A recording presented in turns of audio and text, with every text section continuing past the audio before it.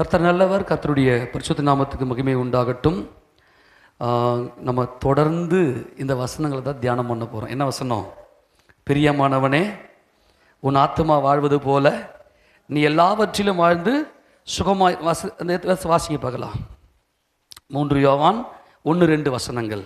மூப்பனாகிய நான் சத்தியத்தின்படி நேசிக்கிற பிரியமான காயுவுக்கு எழுதுகிறதாவது, பிரியமானவனே, உன் ஆத்துமா வாழ்கிறது போல எல்லாவற்றிலும் வாழ்ந்து சுகமாய் இருக்கும்படி வேண்டுகிறேன். நம்முடைய ஆண்டவர் நமக்கு சுகத்தை கொடுக்கிற தேவன், நம்மேல் இரக்கம் வைத்து நம்மை சுகமாய் வாழ பண்ணுகிற தேவனாய் இருக்கிறார்.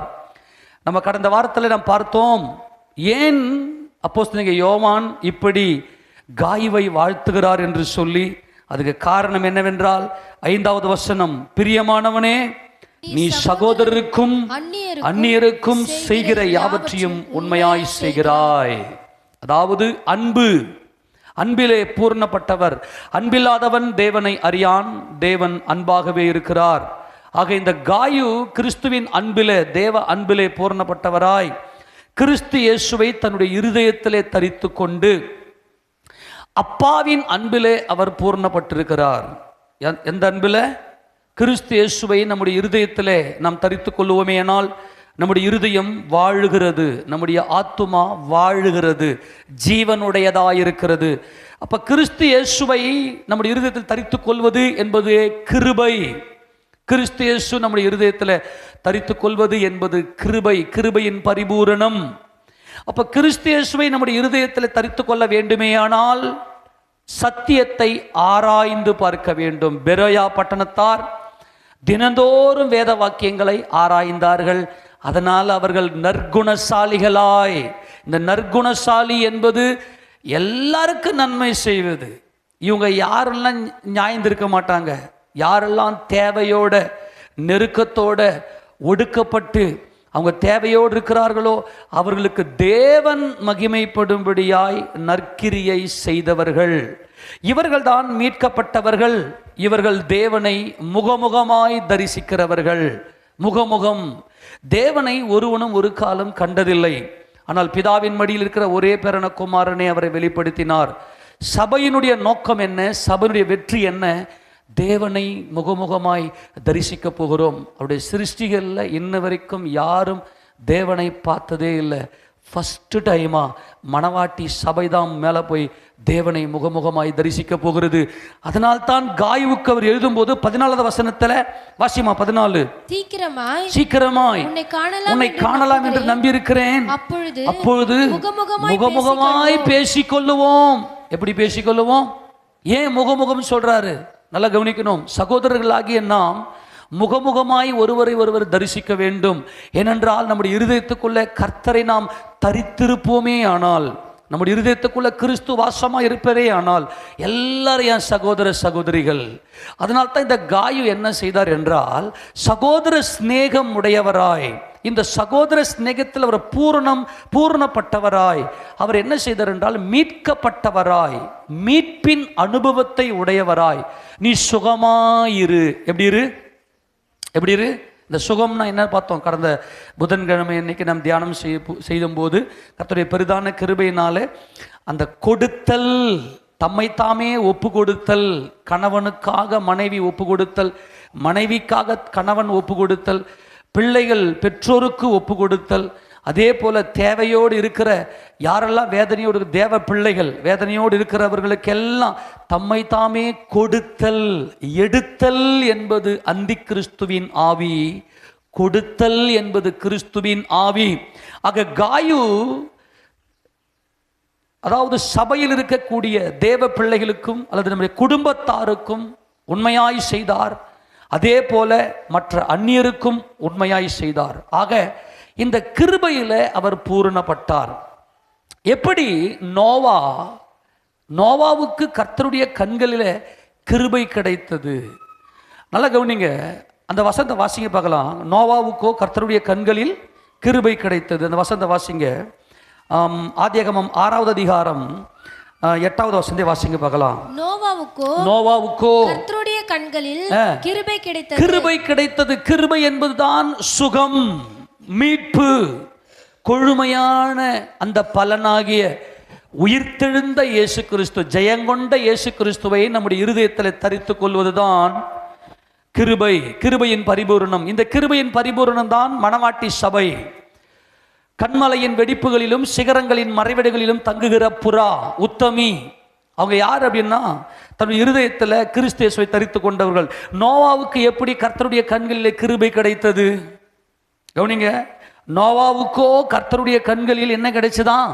கிருபை கிடைத்ததாம். அப்படின்னா அன்னைக்கு ஜலப்பிரளயத்தினாலே எல்லா ஜனங்களும் அழிந்தார்கள், அழிவுக்கு உட்பட்டார்கள். ஆனால் நோவா மாத்திரம் மீட்கப்பட்டார், சுகமடைந்தார். ஏனென்றால் நோவா தம்மைத்தாமே கொடுத்தார். ஆனால் அன்னைக்கு ஜலப்பிரளயத்தின் நாட்களில் வாழ்ந்த ஜனங்கள் எல்லாரும் எடுத்தார்கள். அந்தி கிறிஸ்துவின் ஆவி எல்லாவற்றையும் எடுத்து நல்லா சாப்பிட்டுட்டு மீதியானதை தன் காலில் போட்டு மிதிக்கும். இதுதான் அந்தி கிறிஸ்துவின் ஆவி. ஆனால் நோவா என்ன செய்தார் என்றால், நோவாவுக்கு கர்த்தருடைய கண்களில் கிருபை கிடைத்தது. அந்த நாட்களிலே இருந்தவர்களுக்குள்ளே 9வது வசனத்தை வாசிங்களேன். நோவாவின் வம்ச வரலாறு. தன் காலத்தில் இருந்தவர்கள், நோவா தன் காலத்தில் இருந்தவர்களுக்குள்ளே நீதிமானும் உத்தமனுமாய் இருந்தான். நோவா தேவனோடே சஞ்சரித்து கொண்டிருந்தான். இந்த சஞ்சரித்து கொண்டு இருத்தல் அப்படின்னா என்னன்னு பார்த்தோம். நடப்பது என்றால் நமக்கு வெளிச்சம் இருந்தால் தான் நமக்கு நடப்போம். ஆக தேவனுடைய வெளிச்சம், தேவன் மாம்சத்தில் வெளிப்பட்டு மனுக்குலத்துக்காக யாவையும் செய்து முடித்து அவர் என்ன செய்வார் என்றால் இந்த பூமியிலே 1000 வருட அரசாட்சி செய்வார். ஆக தேவனே ராஜா, இயேசுவே ராஜா என்கின்ற வெளிச்சம் இந்த நோவாவுக்குள்ளே இருந்தது. ஆக நோவாவுடைய இருதயம் வாழ்ந்தது. நோவா, பிரியமானவனே, உன் ஆத்துமா வாழ்வது போல நீ எல்லாவற்றிலும் வாழ்ந்து சுகமாயிரு. சுகம் என்பது மீட்பு அப்படின்னு நம்ம பார்த்துட்டோம். ஆமேனா? சுகம் என்பது என்ன? மீட்பு. வரப்போகிற இந்த ஜலப்பிரளயத்திலிருந்து நோவா, நீ மீட்கப்படுகிறாய், நீ கிருபை பெற்றவன். ஏனென்றால் இயேசுவே ராஜா. எல்லாரும் ஆமென் சொல்லுங்க பார்க்கலாம். இயேசுவே ராஜாதி ராஜா, தேவனால் உயர்த்தப்பட்ட மகிமையின் ராஜா என்கின்ற வெளிச்சம் இந்த நோவாவுக்குள்ளே பரிபூர்ணமாக இருந்தபடினாலே அந்த நோவா நீதிமானும் உத்தமன் என்று பரிசுத்த வேதாகமம் நமக்கு காண்பிக்கிறது. இந்த நோவா எப்படிப்பட்டவர் என்றால் விசுவாசத்திலே வல்லவர். என்ன விசுவாசம்? தேவனே ராஜா. ஆமென் சொல்லுங்க. இப்போ தேவ சந்ததிக்கு, தேவனுடைய ராஜ்யத்துக்கு ஒரு கூட்ட ஆத்துமாக்கள் தேவை. அந்த ஆத்துமாக்களுக்காக தம்மை தாமே பலியாக்குகிறார். அந்த ஆத்துமாக்களுடைய தேவைகளை அறிந்து அந்த ஆத்துமாக்களுக்கு போய் நீதியை பிரசங்கித்தார். அந்த ஆத்துமாக்களுக்கு போய் நீதியை பிரசங்கித்து சபையில் ஆத்துமாக்களை கூட்டி சேர்த்தார். அதைத்தான் பார்த்து வாசிக்கிறோம். எபிரேயர் 11வது அதிகாரத்தில் இந்த நோவாவினுடைய விசுவாசத்தை குறித்து வாசிக்கும் போது அந்த வசனத்தை வாசிங்க பார்க்கலாம். 7வது வசனம். விசுவாசத்தினாலே நோவா தற்காலத்திலே காணாதவைகளை குறித்து தேவ எச்சரிப்பு பெற்று பயபக்தி உள்ளவனாகி தன் குடும்பத்தை ரட்சிப்பதற்கு பேழை உண்டு பண்ணினான். அதனாலே அவன் உலகம் ஆக்கினைக்கு உள்ளானது என்று தீர்த்து விசுவாசத்தினால் உண்டாகும் நீதிக்கு சுதந்திரவாளி ஆனான். விசுவாசத்தினால் உண்டாகிற நீதிக்கு இந்த நோவா என்ன பண்ணாரு? சுதந்திரவாளி ஆனார். யார் நீதி செய்ய முடியும் சொல்லுங்க பார்க்கலாம். யார் நீதி செய்ய முடியும்? அன்பு உள்ளவர்கள் தான் நீதி செய்ய முடியும். அன்பு உள்ளவர்கள் தான் தம்மை கொடுக்க முடியும். அன்புதான் எல்லாம். தேவன் அன்பாகவே இருக்கிறார். இந்த நோவா தேவ அன்பிலே பூரணப்பட்டவர்.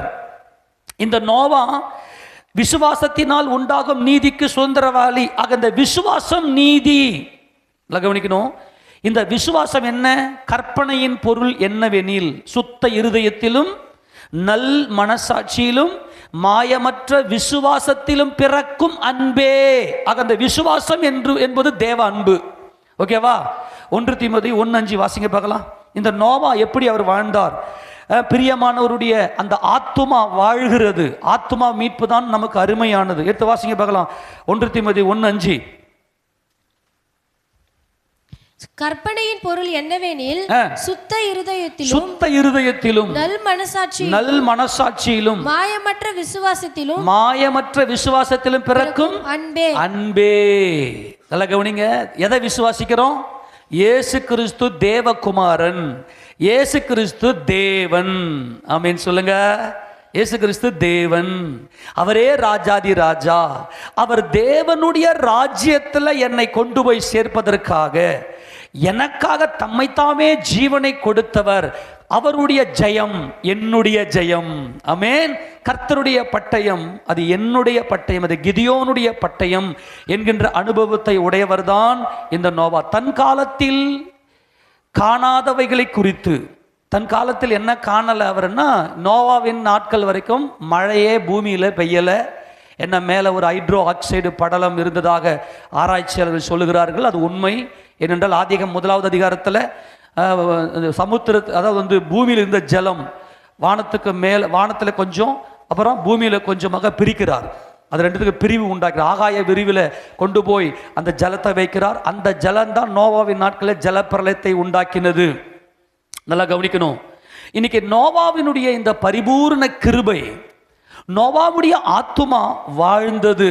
சுத்த இருதயம், நல்ல மனசாட்சி, விசுவாசத்தில் பரிபூர்ணம்.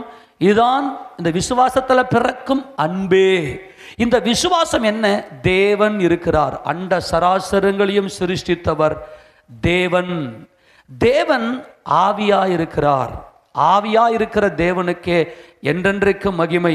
இந்த புண்ணியங்களை அறிவிப்பதற்காகவே தேவன் தம்முடைய குமாரனாக இயேசுவை இந்த உலகத்துக்கு அனுப்பினார். நம்ம கண்ணில் பார்க்குற ஒவ்வொன்றும் காணாதவராகிய அதரிசனமாயிருக்கிற தேவன் சிருஷ்டித்தது தம்முடைய குமாரனாக இயேசு கிறிஸ்துவுக்குள்ள குமாரனுக்கென்று.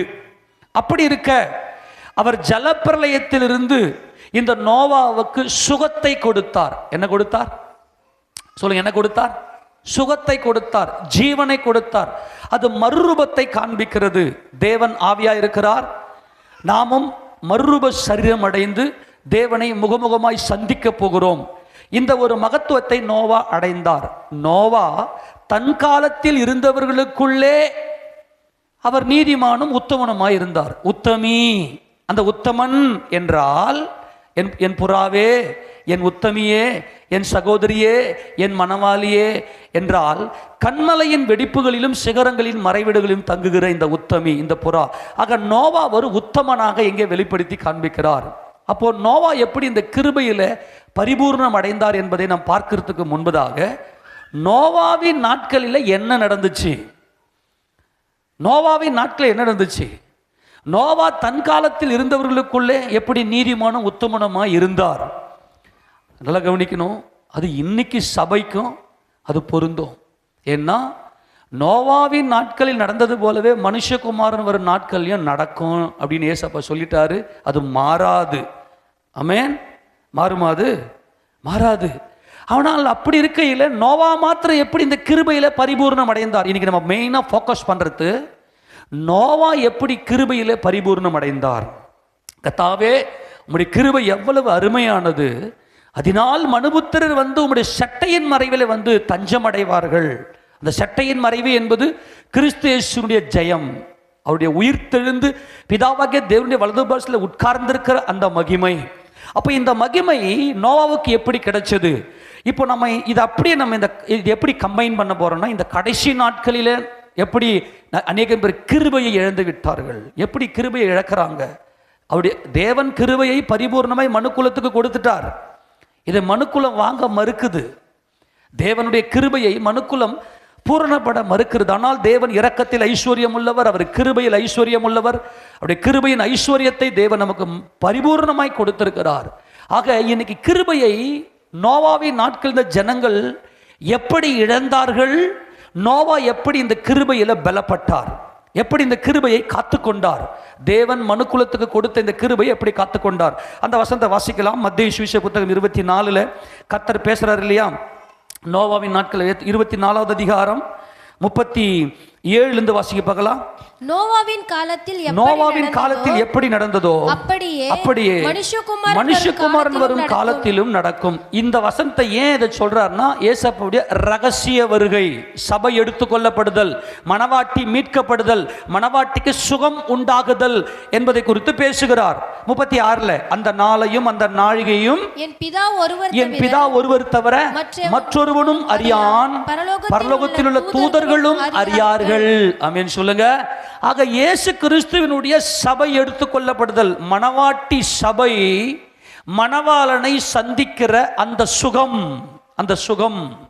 சுகம் பிரியமானவனே, உன் ஆத்துமா வாழ்வது போல இருதயத்தில் கிருபையாகிய கிறிஸ்து இயேசுவை பரிபூர்ணமாய் தரித்து கொண்டு, சுகம் என்பது மத்திய ஆகாயத்தில் கிறிஸ்து இயேசு வருகிறார், அவரை போய் நாம் சந்திக்கிற அதுதான் சுகம். அந்த ஒரு அனுபவம் தான் சுகம். ஆக அந்த சுகத்தை நோவா பெற்றுக்கொள்ளுகிறார். அதை அப்படியே கம்பைன் பண்ணிங்க, அப்படியே ஒப்பிட்டு கொள்ளுங்க. அதே அந்த நாளுக்காகத்தான் சபை காத்து கொண்டிருக்கிறது. ஆனால் என்ன ஒரு ஒரு ஒரு துரதிருஷ்டவசம் அப்படின்னா, என்ன ஒரு ஒரு ஒரு ஒரு தேவனுக்கு துக்கத்தை உண்டாக்குகிற ஒரு காரியம் அப்படின்னா, நோவாவின் நாட்களிலே ஜனங்க எப்படி இருந்தாங்களோ அதே போலத்தான் இயேசு கிறிஸ்து வரப்போகிற நாட்களிலும் சபையில் இருக்கக்கூடிய ஜனங்க இருப்பாங்க. ஏன்னா முறையா வந்தது தேவன் உலகத்தில் பாவிகளை ரட்சித்து சபையில பரிசுத்தப்படுத்தி பாவிகளை பரிசுத்தப்படுத்துகிற இடம் சபை, கிருபையில் பரிபூர்ணப்படுகிற இடம் சபை. ஆக இந்த சபைக்குள்ள வரக்கூடிய ஜனங்க இந்த கிருபையில பரிபூர்ணப்பட மாட்டாங்க, கிருபையை புரிந்து கொள்ள மாட்டாங்க. அப்போ அந்த நாளையும் அந்த நாழிகையும் இவங்க மறந்துட்டு இருப்பாங்க, அந்த நினைவு இருக்காம இருக்கும்.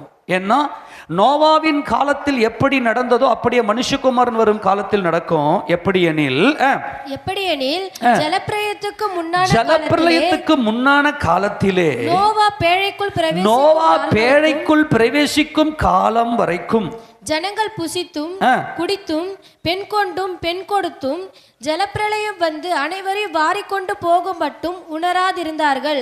அப்படியே மனுஷகுமாரர் வரும் காலத்திலும் நடக்கும். நல்லா கவனிங்க. அவங்க என்ன பண்ணாங்க, என்ன இங்க ஆண்டவர் இங்க என்ன ரெஃபர் பண்றாரு? ஜனங்கள் புசித்து குடித்து பெண் கொண்டு பெண் கொடுத்து. இதை நம்ம எத்தனையோ தரம் நம்ம ஸ்டடி பண்ணியிருக்கிறோம். பிரசங்கிக்கல, பிரசங்கம்னா இது நடந்துச்சு அப்படின்னு நம்ம சொல்லிட்டு போறது. நம்மெல்லாம் ஸ்டடி படித்திருக்கிறோம் பல மணி நேரங்கள். கர்த்தருடைய பெரிதான கிருபையினால் ஏறக்குறைய 15 ஆண்டு காலமாய் தேவன் நமக்கு இந்த சத்தியங்கள் எல்லாம் சொல்லி கொடுத்து நம்மளை மறைச்சி, ஒரு சிறகின் நிழலில் நம்மளை மறைச்சி இந்த சத்தியங்கள் எல்லாம் ஸ்டடி பண்ண நமக்கு கற்றுக் கொடுத்தார். நம்ம இன்னைக்கு ஸ்டடி பண்ண போறதில்ல, வேகமாக போக போறோம். ஆமேனா? ஆனால் நோவா எப்படி கிருபையில பலப்பட்டார் என்பதை குறித்து பார்க்க போறோம். ஒரே ஒரு கான்செப்ட் என்னன்னா, நமக்கு மனசாட்சி இருக்கிறது. இந்த மனசாட்சியின்படி இன்னொருத்தங்க பொருளை நம்ம திருட மாட்டோம், திருடாதிருப்பாயாக. ஆனால் மனுஷன் என்ன பண்றான்னா, இந்த உலகத்தை யார் படைச்சதுன்னு தெரியல, திருடுறான்.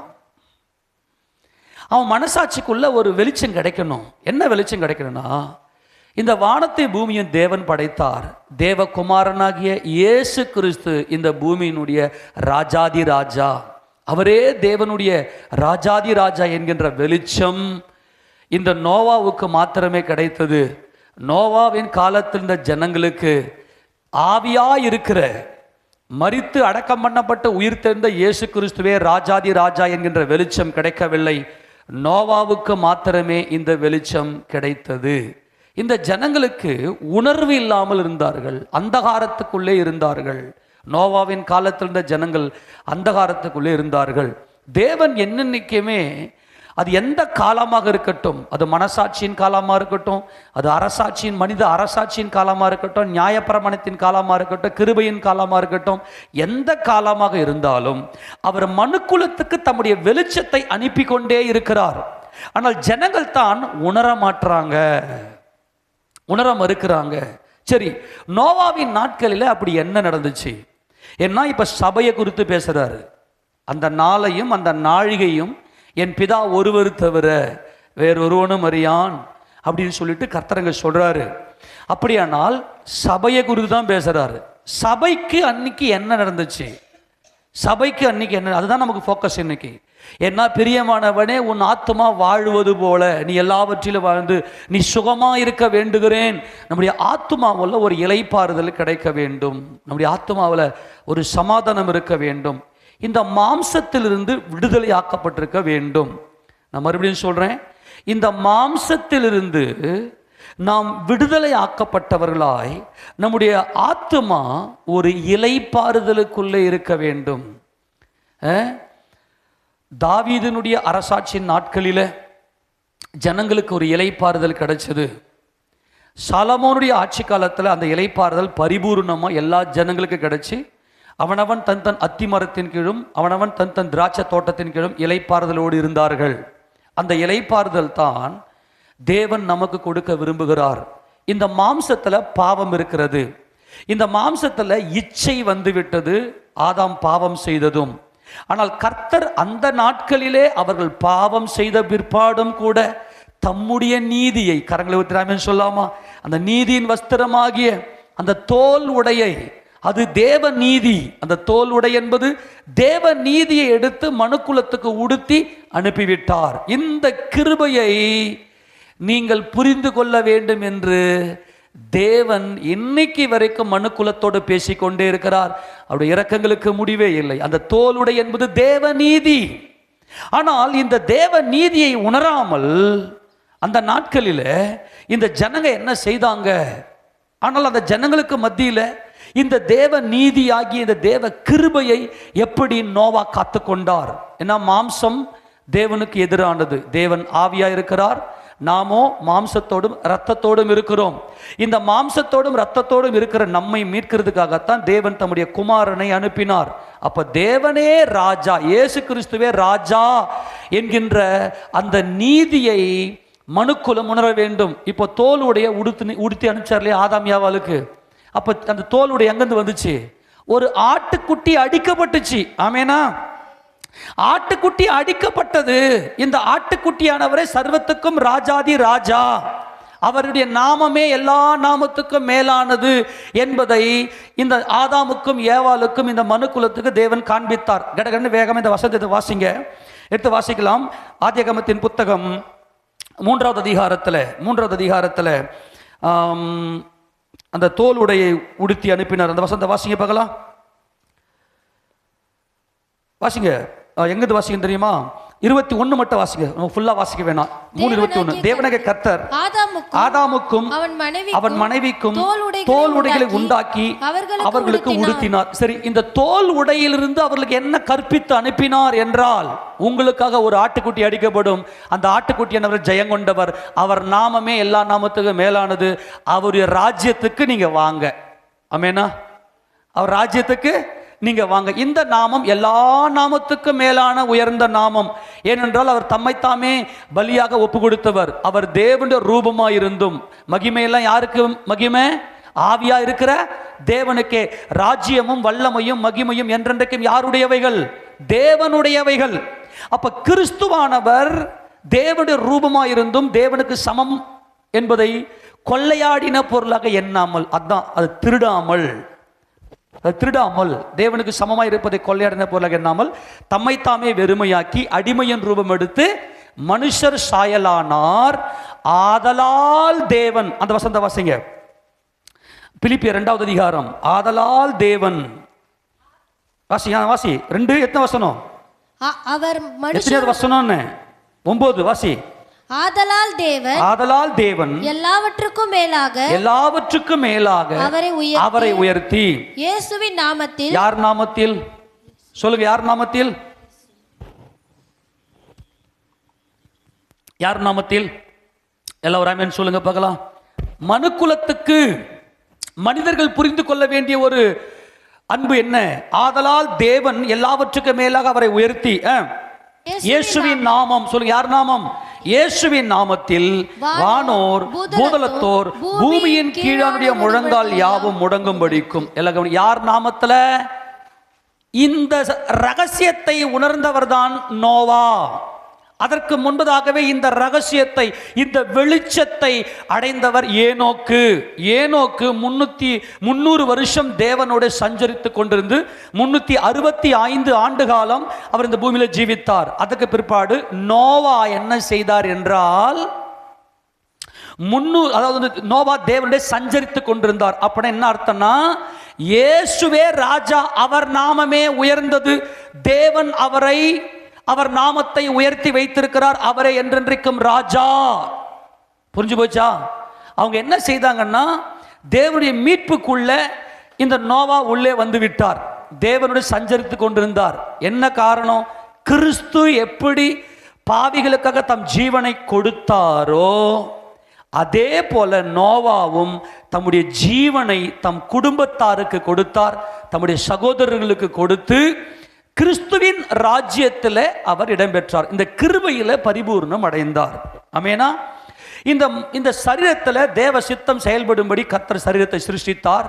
மனுஷன் பாவம் செய்ததும் இது இச்சையின் சரீரமாக மாறிவிட்டது.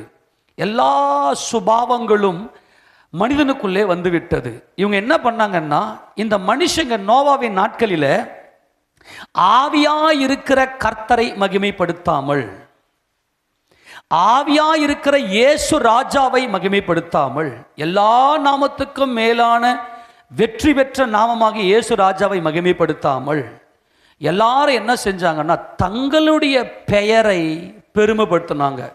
எப்ப பெருமை வரும்? சந்தோஷத்தை அனுபவிக்கும் போது பெருமை வரும். இந்த நோவா சிலுவையின் ரகசியத்தை உணர்ந்திருக்கிறார்.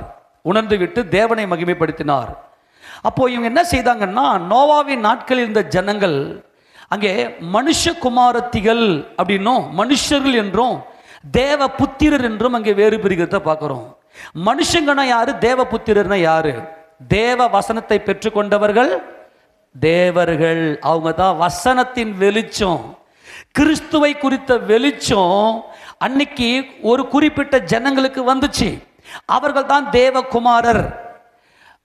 தேவனை குறித்த வெளிச்சம் இல்லாம இந்த மாம்சத்தை பெருமைப்படுத்தக்கூடிய, இந்த மாம்சத்தையும் ரத்தத்தையும் தங்களுடைய பெயரை பெருமைப்படுத்தக்கூடிய அந்த மனுக்குலம், இந்த 2 பேருக்கும் ஒரு பிரிவினை வந்துச்சு.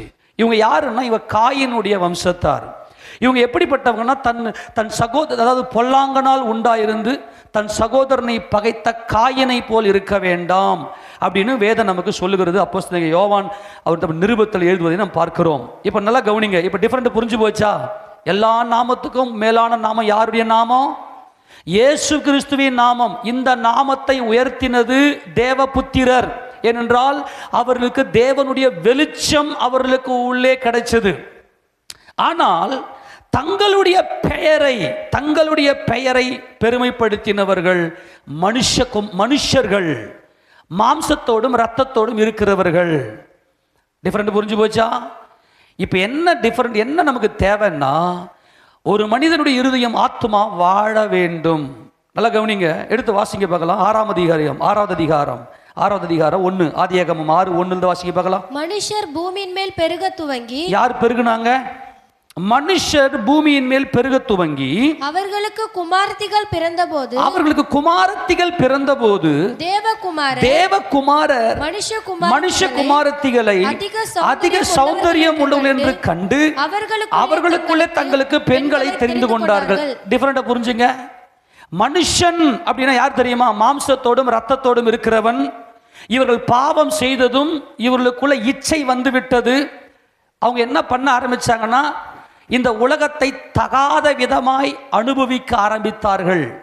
இவர்களுக்கு குமாரத்திகள் பிறந்தபோது, பொம்பளை பசங்க, ஏன்னா முழுக்க பிசாசு யாரை டார்கெட் பண்றான் இன்னைக்கு பாவத்தில் விழத்தள்ளுறதுக்குன்னா பெண்களை. ஆனால் நம்முடைய ஆண்டவர் நல்லவர். அந்த பெண்களுடைய இருதயம் மென்மையானது. அது தேவனை பற்றி கொள்ளக்கூடிய இருதயம் உடையதாகத்தான் தேவன் படைத்திருக்கிறார். அதனால்தான் கர்த்தர் மரித்து அடக்கம் பண்ணப்பட்டு உயிர்த்தெழுந்ததுமே மகதலேனா மரியாளுக்கு தம்மை வெளிப்படுத்தி அவர் உயிர்த்தெழுந்த அந்த ஒரு நற்செய்தியை இந்த உலகத்துக்கு வெளிச்சத்தை கொடுத்ததே ஒரு பெண். அதனால்தான் பிசாசு என்ன செய்யறான்னா, பெண்களை அப்படியே பயன்படுத்தி பாவத்தில் விழத்தள்ளி அவர்களுடைய அந்த அழகு, அந்த அலங்காரம், இயேசு கிறிஸ்துவே ராஜா, கர்த்தர் மாம்சத்திலே வெளிப்பட்டு அவர் சகலத்தையும் ஜெயங்கொண்டு அவர் என்றென்றைக்கும் ராஜாதி ராஜாவாய் வீற்றிருக்கிறார் என்கின்ற வெளிச்சத்தை, தேவனுடைய வசனத்தின் வெளிச்சத்தை பெற்றவர்கள் தேவகுமாரர். தேவ வசனத்தை பெற்றுக்கொண்டவர்கள் தேவர்கள். இவங்க என்ன பண்ணாங்கன்னா, சர்ச்சில் தேவனை ஆராதிக்க, கர்த்தருடைய நாமத்தை தொழுது கொள்ள உள்ள வந்தாங்க, சர்ச்சுக்குள்ள வந்தாங்க. நல்லா புரிஞ்சுக்கணும். வெளியில் இருக்கிறவங்கெல்லாம் என்ன பண்ணுவாங்கன்னா, நோவாவின் நாட்களில் ஜனங்க என்ன பண்ணாங்கன்னா, புசித்து குடித்து பெண் கொண்டு பெண் கொடுத்தார்கள். நல்லா சாப்பிட்டான், நல்ல இனப்பெருக்கம் செய்தான், விபச்சாரம் செய்தார்கள். அவங்களுடைய ஒரே கான்செப்ட் என்னன்னா, நல்லா தின்னணும், நல்லா விபச்சாரம் செய்யணும். நல்லா மைண்டில் வச்சுங்க. அவர்கள் தங்களுடைய பெயரை பெருமைப்படுத்தினார்கள். ஆனால் தேவகுமாரர் இயேசு ராஜாவின் நாமத்தை உயர்த்தினார்கள். டிஃபரெண்ட் புரிஞ்சுக்கணும். இவங்க கிருபையிலே பலப்பட்டார்கள். இந்த மனுஷகுமாரத்திகள் டிஃபரெண்டா புரிஞ்சுக்கணும். இந்த தேவகுமாரர் என்ன செய்தார்கள்? ஏசப்பா என்ன சொல்றார்? வசந்த வாசிக்க பார்க்கலாம். யோவான் சுவிசேஷ புத்தகத்தில் தேவ வசனத்தை பெற்றுக்கொண்டவர்கள் தேவர் என்று சொல்லியிருக்க, வேத வாக்கியமும் தவறாது இருக்க. வாசி 10:35 வாசிங்க. தேவ வசனத்தை பெற்றுக்கொண்டவர்களை தேவர்கள் என்று அவர் சொல்லியிருக்க, வேத வாக்கியமும் தவறு. இதுதான் தேவகுமாரர்கள். நிறைய பேர் என்ன சொல்றாங்கன்னா, தேவ தூதர்கள் மனுஷங்களுக்கு கூட உறவு வச்சுனாங்க. எப்பா, தேவ தூதர்களுக்கு மாம்ச சரீரமே கிடையாது. அல்லேலூயா. கொஞ்சம் தெளிவு இருக்கட்டும். இது குறித்து நம்ம நிறைய ரகசியங்கள் பல முறை நம்ம தியானம் செய்தோம். நான் வேகமாக போறேன்னு கொஞ்சம் கவனிங்க. இந்த தேவகுமாரர் யாரு அப்படின்னா, தேவனுடைய வசனத்தை பெற்றுக்கொண்டவர்கள். என்ன வசனம் பெற்றுக்கொண்டார்கள் என்றால், கிறிஸ்துவானவர் உங்களுக்காக அடிக்கப்பட்டு அவருடைய நீதியை உங்களுக்கு வஸ்திரமாய் கொடுத்திருக்கிறார். ஆதாமே, ஏவாளே, நீங்கள் பாவம் செய்து விட்டீர்கள். உங்கள் பாவங்களுக்காக தேவகுமாரன் பூமியிலே வெளிப்பட்டு, அந்த தேவகுமாரன் யார் என்றால் வார்த்தையானவர். ஆதியிலே வார்த்தை இருந்தது, அந்த வார்த்தை தேவனிடத்தில் இருந்தது, அந்த வார்த்தை தேவனாய் இருந்தது. அந்த வார்த்தை மாம்சமாகி கிருபையினாலும் சத்தியத்தில் நிறைந்தவராய் நமக்குள்ளே வாசம் பண்ணும். இந்த வெளிச்சத்தை தேவன் ஏதேன் தோட்டத்தில் கொடுத்து கொண்டிருக்கிறார். இந்த வெளிச்சத்தை பெற்றவர்கள் தான், நான் ஒரு பாவி, எனக்கு ரட்சிப்பு வேண்டும், எனக்கு மீட்பு வேண்டும், என் ஆத்துமா இந்த மாம்சத்திலிருந்து விடுதலை ஆக வேண்டும், என்னை மீட்கிற என் ரட்சகர் என் இயேசு கிறிஸ்து, அவரை நான் தொழுது கொள்ளுவேன் என்று சொல்லி அவரை தொழுது கொள்ளுகிற ஒரு கூட்டம். இந்த வேத வசனத்தை பெற்றுக்கொண்ட இந்த கூட்டம் தான் தேவகுமாரர்கள். ஆனால் மனுஷர்கள் யார் என்றால், நல்லா தின்னணும், நல்லா ஜாலியாக இருக்கணும், அவங்க பேரை பிரஸ்தாபமாக்கணும். எப்பொழுது நம்ம காலரை தூக்கி விட்டு பேரை பிரஸ்தாபமாக்குவோம்? நமக்கு சந்தோஷம் கிடைக்கும் போது. ஆக இந்த மாம்ச இச்சையின் சந்தோஷத்தை அவருடைய ஆத்துமா அனுபவித்ததே அவர்கள்தான் மனுஷர்கள். நல்லா கவனிக்கணும். இந்த ஆதாமுக்கு முதல்ல 2 பிள்ளைங்க பிறந்துச்சு. அது கண்டிப்பாக ரெட்டை ட்வின்னு தான். அவங்க ட்வின். அவங்க ஏன்னா காயினும் ஆபேலும். ஆனால் அந்த காயின் என்ன செய்து விட்டான்? அவன் தம் மாம்சத்தை பெருமைப்படுத்தினவன். ஆபேலோ அந்த பலி, எங்கள் அப்பாவும் எங்கள் அம்மாவும் எனக்கு சொல்லியிருக்கிறாங்க. நல்லா புரிஞ்சுக்கணும். ஒரு ஆட்ட பலியை நாங்கள் நிர்வாணிகளாக இருந்தோம், நாங்கள் ஆண்களாகவும் பெண்களாகவும் இருந்தோம். ஆனால் என் கர்த்தர் எங்களை ஆண்களாக பெண்களாக அல்ல, தேவனுடைய ஆணாக தேவனுடைய பெண்ணாக தேவ சித்தம் செய்யக்கூடியவர்களாக ஒரு ஆட்டுக்குட்டியை பலியாக்கி, அந்த ஆட்டுக்குட்டியினுடைய தோல் உடையை எடுத்து எங்களுக்கு உடுத்தி அனுப்பினார். நீதியின் வஸ்திரத்தை எங்களுக்கு உடுத்தினார். அந்த ஆட்டுக்குட்டியானவரை என் ரட்சகர் என்று சொல்லி மந்தை மேய்க்கிறவனாக இந்த ஆபேல் கர்த்தருக்கென்று பலியை செலுத்தும்படியாக மந்தையில் தலையீற்றையும், அந்த தலையீற்றிலே கொழுமையானவைகளும், அந்த கொழுமையான பதார்த்தம் என்பது கிறிஸ்து இயேசுவினுடைய ஜெயம். ஆமென். இதை இந்த ரகசியத்தில் நம்ம பார்த்தோம். கர்த்தருடைய பரிசுத்த நாமத்துக்கு மகிமை உண்டாவதாக. ஆனால் இந்த தாம் பேரை பெருமைப்படுத்தின, நல்லா கவனிக்கணும், இயேசு ராஜாவினுடைய பெயரை பெருமைப்படுத்தின ஆபேலை தன் மாம்ச பெயரை பெருமைப்படுத்தின காயின் கொலை செய்தான். அப்போ தேவ சந்ததி இல்லாம போயிருச்சு. ஆனால் ஆதாமுக்கு சரியான ஒரு நேரத்தில் 130 வயசுல சேத் பிறந்தார். நல்லா கவனிக்கணும். சேத் பிறந்தார். இந்த சேத் பிறந்த போது மனுஷர்களுக்கு மறுபடியும் அந்த வெளிச்சம் கிடைக்குது. இந்த காயினுடைய வம்சம் பயங்கரமா பெருகி பழுகி புசிக்கிறது குடிக்கிறது, பெண் கொண்டு பெண் கொடுத்து. பெண் கொண்டு பெண் கொடுத்தல்லாம் கல்யாணம் பண்றதில்ல. அந்த நாட்களில் கல்யாணம்லாம் கிடையாது. யாரா வேணா கல்யாணம் பண்ணலாம், யாருன்னா டைவர்ஸ் பண்ணலாம். டைவர்ஸ் மலிந்து கிடந்தது. காசு பணம் பயங்கரமா இருந்துச்சு அந்த நாட்களில். பார்த்தீங்கன்னா இந்த பண்டமாற்று முறையை ஏதோ ஒரு மெத்தடில் அவங்க என்ன பண்ணிடுறாங்க, வியாபாரம் பண்ணியிருக்கிறாங்க. அதில் என்ன பண்ணாங்கன்னா, நல்லா சாப்பிட்டானுங்க, நல்ல பாவத்தை தண்ணி போல அனுபவிச்சுட்டு அந்த பெருமை, நல்ல பொருளை அனுபவித்தது மீதியானியுடைய வல்லமையும், நல்ல தாம் பேரை தூக்கி விட்டு தாம் பேரை பெருமைப்படுத்தி சிங்காசனத்தில் உட்கார்ந்திருக்கிற அமலேக்கின் வல்லமையும், இந்த எண்ணங்களை எல்லாம் சிந்தனை கொண்டு வந்த கிழக்கத்திய புத்துடைய ஆவியும் அவர்களுக்குள்ளே பூர்ணமாக இருந்துச்சு. நல்லா கவனிக்கணும். ஆனால் ஆதாமுக்கு 130 வயதுல ஒரு குமாரன் பிறந்தான். சேத் என்கின்ற ஒரு குமாரன் பிறந்தான். இந்த சேத்துக்கு ஒரு பிள்ளை பிறந்துச்சு. அந்த பிள்ளைக்கு பேரு ஏனோஸ். இந்த ஏனோஸ் பிறந்த போது ஜனங்கள் எல்லாரும் பாவ உணர்வு அடைந்தார்கள். மற்ற மனிதர்கள் எல்லாம் குற்ற மனசாட்சி உடையவர்களாய், தங்கள் இருதயத்தில் சுயநீதி உடையவர்களாய், நாங்களாம் ரொம்ப நீதிமான்கள் தான், நாங்கள் ரொம்ப நீதிமான்கள், நீதிமான் தான் ஆளுகை பண்ணணும் இல்லையா? யாருக்கு நம்ம ஓட்டு போடுவோம்? இவர் ரொம்ப நீதிமானுப்பா, இவருக்கு ஓட்டு போடலாம்பா அப்படின்னு சொல்லி நீதிமான் தான் ஆட்சியில் உட்கார வைப்போம்.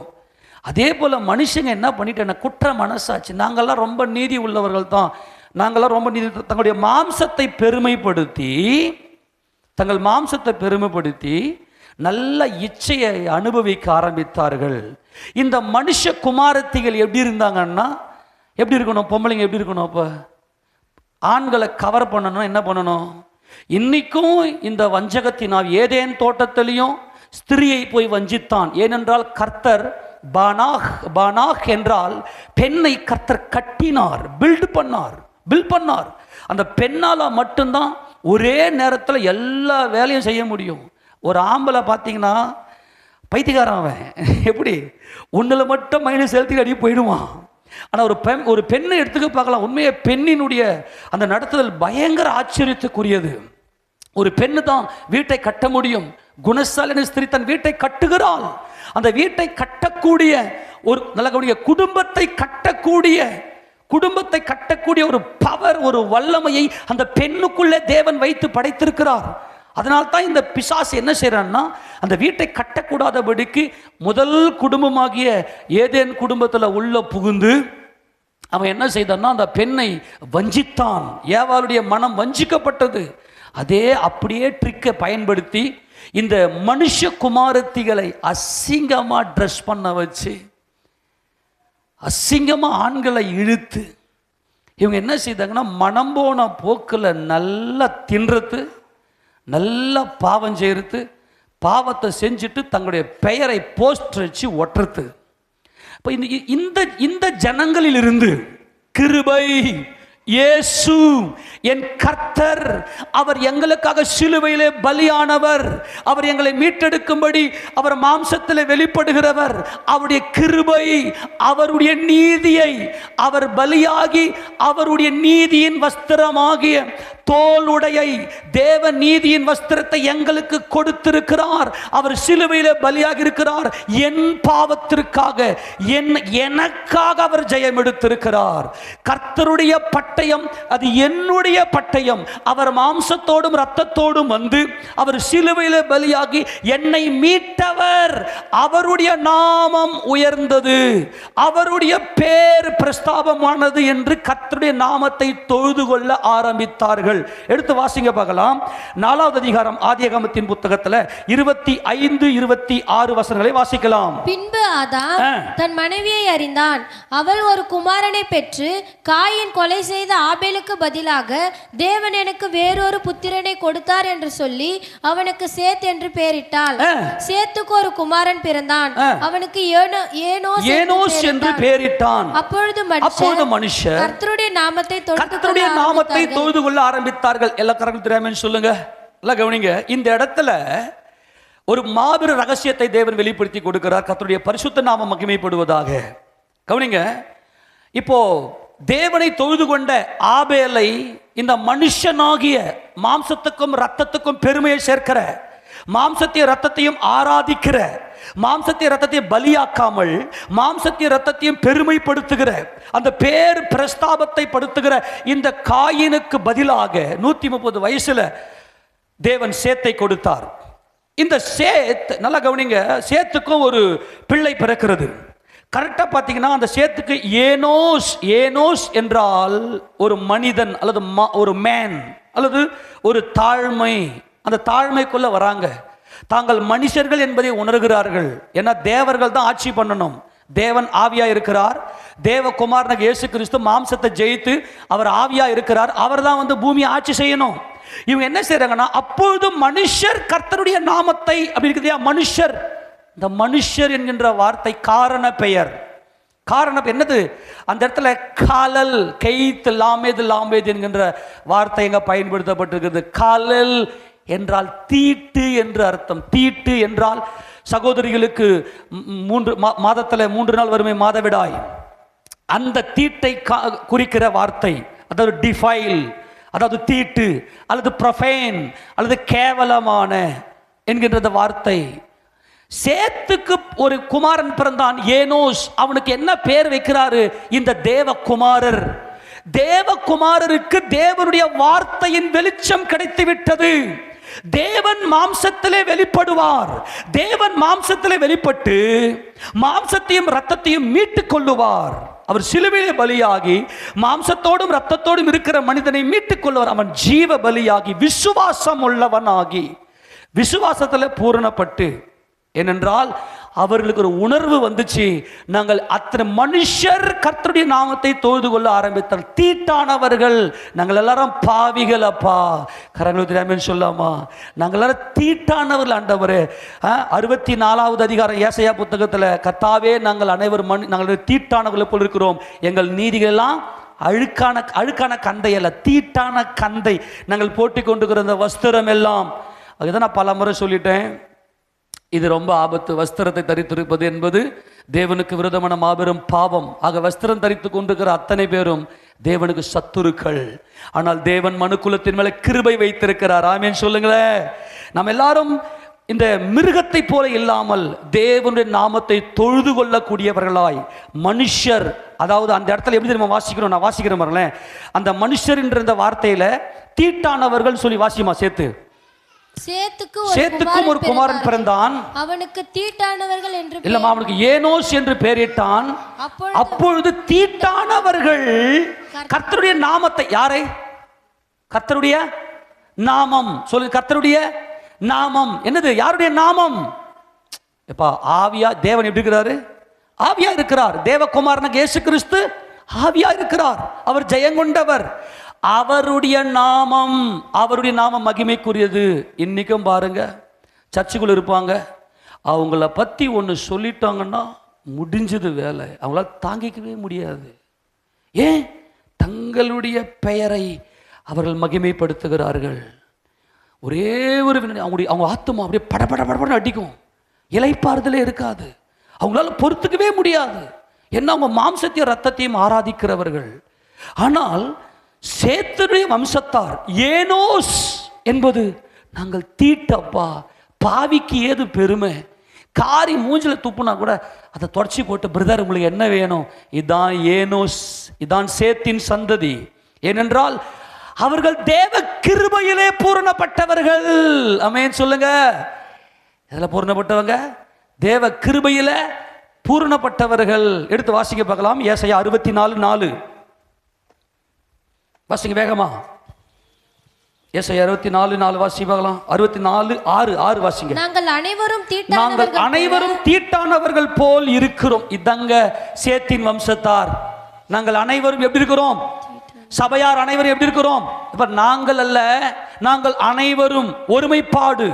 சபையார் அனைவரும் பாவிகள் ஆண்டவரே. ஏனென்றால் எங்கள் சரீரத்தில் இச்சை இருக்கிறது. அவனவன் தன் சுய இச்சையினால் இழுக்கப்பட்டு சிக்குண்டு சோதிக்கப்படுகிறான். ஆமெனா. நாங்கள் அனைவரும் தீட்டானவர்கள் போல் இருக்கிறோம். எங்களுடைய நீதிகள் எல்லாம் அழுக்கான கந்தையை போல் இருக்கிறது. நாங்கள் அனைவரும் இலைகளைப் போல உதிர்கிறோம். எங்கள் அக்கிரமங்கள் காற்றை போல் எங்களை அடித்துக் கொண்டு போகிறது. உமது நாமம், அல்லேலூயா, உமது நாமத்தை நோக்கி கூப்பிடுகிறவனும், எல்லாம் சொல்லுங்க, யார் நாமம்? என்ன பிரச்சனை தெரியுமா? உனக்கு மனசாட்சின்னு ஒன்று இருக்குதுன்னா, நீ பாவின்னு உணர்ந்தது உண்மைன்னா உனக்கு எதுக்கு பெருமை? நீ என்ன பண்ணுவ? எல்லாரோட சேர்ந்து கொடுத்துக்கினே இருப்ப. தேவகுமாரனாக இயேசு கிறிஸ்து சர்வத்தையும் சிருஷ்டித்த பிதாவாகிய தேவனை கண்டவர். அதனால அவருடைய பிள்ளைகளாகி எனக்காக தம்முடைய ஜீவனை கொடுத்தார். சண்டையே நடக்காது, சண்டையே இருக்காதாங்க. அவருடைய நாமம். சரி, எப்போது உன் பேரை நீ பெருமைப்படுத்துவ? நல்லா தின்னு உன் ஆண்மையும் உன் பெண்மையும் நீ அனுபவிப்ப பாரு. அப்பதான் உன் பேர் அப்படியே தலைக்கு. அதுதான் ஃபாஸ்டிங்லாம் இருக்கணும். உமது நாமத்தை நோக்கி ஏன் ஜலப்பிரளயம் வந்து எல்லாரும் அழிச்சதுன்னா, கிருபையை பற்றி கொள்ளாமல் இயேசுவே ராஜா, அவருடைய வெற்றி என்னுடைய, அவருடைய உயிரை எனக்கு கொடுத்திருக்கிறார். அந்த கிருபையில இவர்கள் பரிபூர்ணப்படவில்லை. அந்த வெளிச்சம் இவர்களுக்கு இல்லை.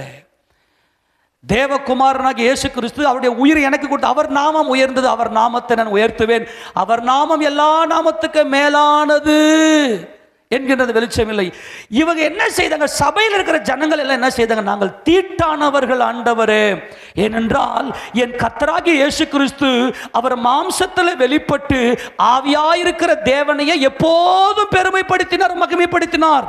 அவர் மாம்சத்திலிருந்த நாட்களிலே தம்முடைய இருதயத்தில் அவர் மூஞ்ச அவருடைய இருதயத்தில் கொண்டு போகலை. ஏசப்பா அவருடைய அசைவை தம்முடைய இருதயத்தில் கொண்டு போகலை.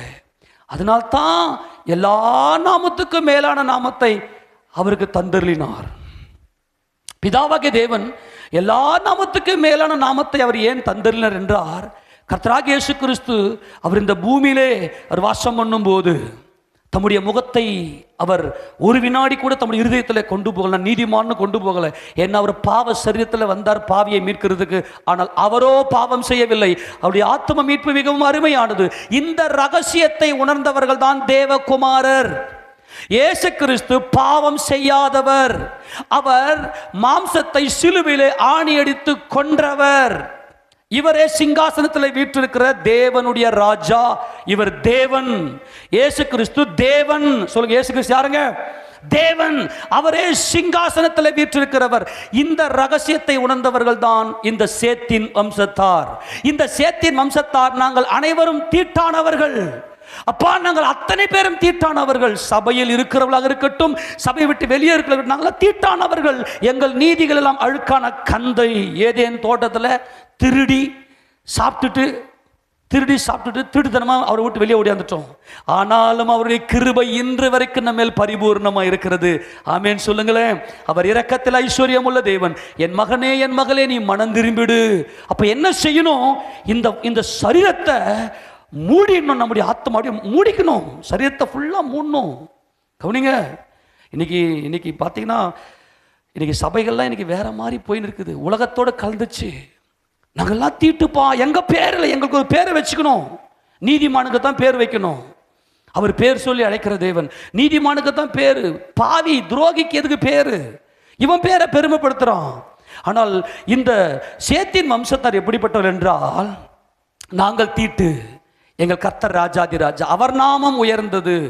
இதுதான் உசியா ராஜா இந்த காட்சியை தம்முடைய தரிசனத்தில் பார்க்கிறார். ஏன்னா ஜெயங்கொண்டவர் இயேசு கிறிஸ்து. எடுத்து வாசிங்க 6ஆம் அதிகாரம், ஏசாயா புத்தகம் 6வது அதிகாரம் 1 வாசிங்க பார்க்கலாம்.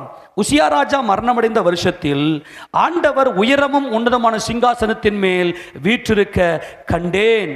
அவருடைய வஸ்திர தொங்கலால் தேவாலயம் நிறைந்திருந்தது. எல்லாம் கவனிங்க, எதெல்லாம் நிறைந்திருந்தது? அவருடைய வஸ்திரம். தேவன் அவருக்கு வஸ்திரத்தை கொடுத்தார். அவரை தலைகளிலே சுற்றி, தலையிலிருந்து அவருடைய முழு சரீரத்தை சுற்றி அடக்கம் பண்ணப்பட்ட இயேசு கிறிஸ்து அந்த வஸ்திரத்தை கழற்றி வைத்துவிட்டு மகிமையின் சரீரத்தை அடைந்து அவர் அதிகாரத்தை பெற்றுக்கொண்டவராய் சிங்காசனத்தில் வீற்றிருக்கிறார். அவர் ஜெயங்கொண்டவர். அவரே ராஜாதி ராஜா. இதுதான் தேவ பக்தியின் சந்ததி. இதுதான் தேவகுமாரர். சேராபீன்கள் அவருக்கு வாசியத தேராபீன்கள் அவருக்கு மேலாக நின்றார்கள். அவர்களில் ஒவ்வொருவனுக்கும் அவ்வாறு சட்டைகள் இருந்தன.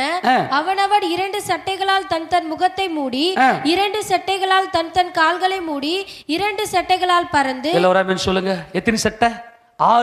6 என்பது மனிதனை குறிக்குது. 2 சட்டையில் தன்னுடைய முகத்தை மூடி, 2 சட்டையில் தன்னுடைய கால், ஃபுல் பாடியும் க்ளோஸ் பண்ணணும். ஆத்துமா, மூஞ்சியும் சொல்லுங்க, மூஞ்சிய உன் ஆத்மா உன்னுடைய முகத்தை வெறுக்கணும், உன் அசைவை. அதுதான் இது. அதுதான் தேவனுடைய கிருபையில் இதெல்லாம் ஆராய்ச்சி பண்ணி ஆராய்ந்து பார்த்து கர்த்தர் நமக்கு கிருபையாக கொடுத்துட்டா. உன் முகத்தை நீ மைண்டில் உன் ஆத்மாவில் இருக்கிற வரைக்கும் உன்னை பற்றி யாருன்னா சொன்னாலும் அப்படியே சீருவ அப்படியே. அப்போ இயேசு கிறிஸ்து யார் என்றால் அவர் ஜெயங்கொண்டவர். அவர் எப்போதும் தேவனை மகிமைப்படுத்தினவர். 2 சட்டையில் தம்முடைய முகத்தை மூடி, இங்கே பாருங்க, இந்த சட்டை விரிச்சு 2 சட்டையில் மூடி, 2 சட்டை தன்னுடைய கால்களை மூடி, தன்னுடைய ஃபுல் பாடியும் தன்னுடைய ஆத்மாக்குள்ள கொண்டு போகல. ஐயோ, இது பயங்கரமானது. மாம்சமும் ரத்தமும் தேவராஜ்யத்தை சோதரிக்காது. ஆனால் தங்களுடைய மாம்சத்தை பெருமைப்படுத்தி தன்னுடைய மாம்ச இச்சையை அனுபவித்தவர்கள், தன்னுடைய மாம்ச இச்சையை அனுபவித்தவர்கள் தான் இந்த மனுஷர்கள்.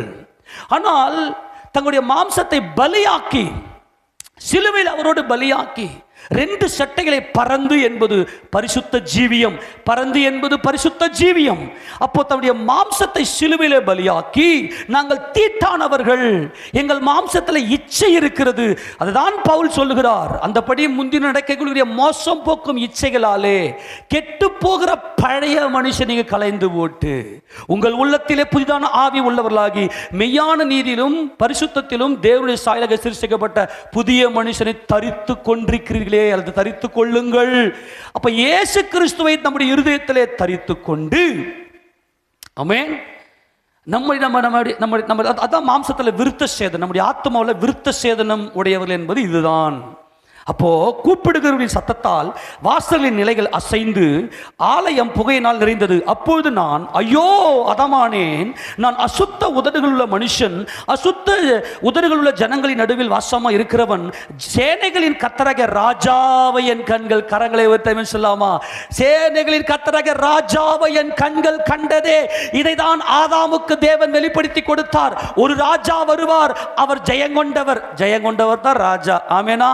அவர் சிலுவையை, அவர் பகையை சிலுவையில கொன்று, பகையை மாம்சமும் ரத்தமும் ஆகிய இந்த நியாயபரமான சுயநீதியை சிலுவையில கொன்று ஜெயமெடுத்த என் ராஜா. அவர் ஜெயமெடுத்தது எனக்காக. பிள்ளைகள் மாம்சத்தையும் ரத்தத்தையும் உடையவராக இருக்க அவரும் மாம்சத்தையும் ரத்தத்தையும் உடையவரானார் என்கின்ற அந்த வெற்றியை உடையவர்களே தேவகுமாரர்கள். இந்த ரகசியம், இந்த வசனத்தின் வெளிச்சம், இந்த வசனத்தை குறித்த வெளிப்பாடு, இவர்களே தேவ புத்திரர். இதை பெற்றுக்கொண்டு தங்களுடைய முகத்தை மூடிக்கொண்டு, தங்களுடைய கால்களை, தங்களுடைய முழு உடலையும் மூடிக்கொண்டு, தங்களை வெறுத்துட்டு, ஒருவன் என் பின்னே வர விரும்பினால் அவன் யாரை வெறுக்கணும்? தன்னைத்தான் வெறுக்கணும், மற்றவனை சிநேகிக்கணும். உன்னை நீ நேசிக்கிற வரைக்கும் உன் கணவனை உன்னால் நேசிக்க முடியாது. உன் கணவனை பற்றி குறை சொல்லியிருந்தா இருப்ப, உன் மனைவியை பற்றி குறை சொல்லியிருந்தா இருப்ப. ஏன்னா நீ உன்னை நீ நேசிக்கிற, உன் மாம்சத்தை நீ துதிக்கிற. ஆவியா இருக்கிற தேவனை தான் துதிக்க வேண்டும். ஆக சேனைகளின் கர்த்தராகிய ராஜாவை என் கண்கள் கண்டது. இதுதான் தேவகுமாரர்கள். இவங்க என்ன செஞ்சிட்டாங்கன்னா தேவனை ஆராதித்தார்கள். ஆண்டவர் மனசாட்சியில போயிட்டு டே ஒழுங்கா இருங்கடா அப்படின்னு சொன்னாரு. ஆனால் பிசாசு என்ன செய்தான் என்றால், சபைக்குள்ள உலகத்தை, மனுஷர்களை உள்ள கொண்டு வந்துட்டான். நல்லா கவனிக்கணும், தேவன் பாவிகளை சிநேகிக்கிறார். பாவி மனம் திரும்பி வருகிற இடம் தான் சபை. சபைக்குள்ள வரக்கூடியவர்கள் இவங்க என்ன பண்ணாங்கன்னா தங்களுடைய மாம்சத்தை அலங்கரிக்க ஆரம்பித்தார்களா. ஏன்னா அவங்க அலங்கரிச்சுக்கின்னு நல்ல காதலை நகைகளை போட்டுக்கின்னு, மூக்கில் நகையை போட்டுக்கின்னு, அப்புறம் எங்கெங்கேயோ காதை குத்தி பொன்னினாலும் முத்துக்களினாலும் நாங்களை அலங்கரித்து இரத்தாம்பர வஸ்திரத்தை உடுத்தி, இரத்தாம்பர வஸ்திரம்னா ராஜ வஸ்திரம், அப்படியே ஒரு ராணி போல, பிரின்ஸை போல எல்லாரையும் ஈர்க்கும்படியாய் தங்கள் கால்களில் சிலம்பு ஒலிக்க கொலுசுக்காரி. ஆமென். எத்தனை பேர் இந்த பிரசங்கம், இதெல்லாம் பழைய பிரசங்கம். ஆமெனா. இப்போ நம்ம தியானம் செய்து கொண்டிருக்கிற சத்தியமெல்லாம் 15 ஆண்டு காலமாய் தேவன் நமக்கு சொல்லி கொடுத்த சத்தியங்கள். கர்த்தருடைய பரிசுத்த நாமம் மகிமைப்படுவதாக. அதனால் அதெல்லாம் இப்போ ஞாபகப்பட்டினே வந்துனுக்கிறேன். புரிஞ்சுங்க. கொக்குக்காரி, கொலுசுக்காரி ஞாபகம் இருக்கா? அந்த கொலுசுக்காரி தங்களை நகைகளினாலே அலங்கரித்து எல்லாரையும் அட்ராக்ஷன் பண்ணி, மிருகத்தை போல நல்லா சாப்பிட்டுட்டு, நல்ல அசிங்கமான பாவ சிந்தனையில் உடன்று கொண்டிருந்த பாவம் சபைகளிலே இன்றைக்கு மலிந்து கிடக்கிறது. கர்த்தர் வேதனை அடைந்தார். அவர்களுடைய பெயரை பெருமைப்படுத்தினாங்க. ஆனால் நோவாவோ கர்த்தரோடே சஞ்சரித்து கொண்டிருந்தார். அவர்கள் சிலுவையை நோக்கி பார்த்து, நாங்கள் அனைவரும் தீட்டானவர்கள், சேனைகளின் கர்த்தராகிய ராஜா, அவர் இயேசு ராஜா என்று சொல்லி அவளை ஆராதித்தார்கள். இந்த ரெண்டு டீமும் எப்பவுமே இருக்கும். பிசாசு என்ன பண்ணிட்டான்னா, சபையில் இருக்கக்கூடிய ஜனங்களை உலகத்துக்கு அனுப்பி அவர்கள் எல்லாரும் மீட்கப்படும்படியாய் தேவன் சபையில் இருக்கிற ஆத்துமாக்களை நடத்தி கொண்டிருக்கிறார். ஆனால் பிசாசு என்ன செஞ்சிட்டான்னா, வெளியே இருக்கக்கூடிய பொல்லாத ஆவியை அந்த மனுஷரை சபைக்குள்ளே கொண்டு வந்து சபையை பாழாக்குகிறான். அதுக்கு இன்னைக்கு சபையில் இருக்கிற ஆத்துமாக்கள்லாம் உணர்வே இல்லாமல் இருக்குது. எவ்வளவு வசந்த போதிச்சாலும் இவர்களுக்கு உணர்வே வராது. அதுதான் ஜலப்பிரளயம் வந்து வாரி கொண்டு போகிற மட்டும் அவர்களுக்கு உணர்வே இல்லை. கர்த்தர் யாரை பார்த்து துக்கப்பட்டார் என்றால், வெளியே இருக்கிற மனுஷர்களை பார்த்து துக்கப்படல. தேவகுமாரர் மனுஷகுமாரத்திகளை நல்லா இந்த வரதட்சணை வாங்குறது மனுஷனுக்காக, அதாவது மனைவிக்காக கணவன் கிரயம் செலுத்த வேண்டும். அதுதான் ஆதாமுக்கு கர்த்தர் காண்பித்தார். ஆதாமுக்கு அயர்ந்த நித்திரை வர பண்ணி தம்முடைய மனைவியை உண்டாக்கினார். கிறிஸ்து மணவாளன் தம்முடைய மணவாட்டி சபைக்காக தம்முடைய உயிரை கொடுத்தார். ஆக மனைவிக்காக கணவன் தான் கிரயம் செலுத்த வேண்டும் என்பது ரட்சகர் ராஜாதி ராஜாவுடைய நியமம். அதெல்லாம் அன்னைக்கு கிடையாது. மனம் போன போக்கில் திருமணங்கள் டைவர்ஸ் யாரை வேணா எப்படி வேணா பயங்கரமாக இருந்தாங்க. சிலுவையை பற்றின எண்ணம் அவர்களுக்கு இல்லாது இருந்தது. அவங்க என்ன பண்ணாங்கன்னா, தங்களை ஒரு ராஜாவாக, ஆமேனா இப்போ புரிஞ்சு போச்சா, யாருடைய நாமம் பெருசு? ஏசப்பா உங்க நாமம் பெருசா? என் நாமம் பெருசு. என் வீட்டில் இருக்கிற எல்லாரும் என்ன தான் துதிக்கணும். என் வீட்டில் இருக்கிற யாராக என்ன ஒன்று பேசிட்டாங்க, அன்னைக்கு நான் பயங்கரமாக ஸ்ட்ரைக் பண்ணுவேன். என் சபையார் என்னை பற்றி எதுவும் சொல்லிடக்கூடாது. என் ஊரார் என் கூட வேலை செய்கிறாங்க, ஏனென்றால் நான் ராஜா. ஏன் இந்த பெருமை வந்துச்சு அப்படின்னா, அந்த அளவுக்கு பாவத்தை தண்ணி போல குடிக்கிறாங்க, மாம்ச இச்சையை பெருக்குனாங்க. இதெல்லாம் கவனிக்கணும். இப்போ எடுத்து வாசிக்கலாம். இந்த ரெண்டு டீம் இப்போ எடுத்து வாசி. 6ஆம் அதிகாரம் ஆதியாகமம் 1:1 வாசிப்பாங்களாம். ஆதியாகமம் 6ஆம் அதிகாரம் 1 மனுஷர் பூமியின் மேல் பெருக துவக்கி அவர்களுக்குள் குமாரத்திகள் பிறந்தபோது தேவகுமாரர் மனுஷ குமாரத்திகளை அதிக என்று கண்டு என்னன்னு பார்த்தாங்க. இந்த பொம்பளைங்க என்ன பண்ணுச்சுன்னா, பயங்கர மேக்கப் சர்ச்சுக்குள்ள. இப்போ இதை பேசுறது சர்ச்சுக்குள்ள தான் பேசுறாரு. உடம்ப காட்டுறது அசிங்கமாக அப்படியே, அதை சொன்ன இல்லையா, லெக்கிங்ஸ் போட்டுக்கின்னு அப்புறமா அசிங்கமாக உடம்ப காட்டி, அந்த உடம்புடைய பெருமை, அந்த மாம்ச பெருமை, அதிக சௌந்தரியம் அப்படின்னு என்ன அர்த்தம்? எக்ஸ்ட்ராடினரியாக தங்களை மேக்கப் பண்ண ஆரம்பிச்சு, இது வெளியே பண்ணவங்க.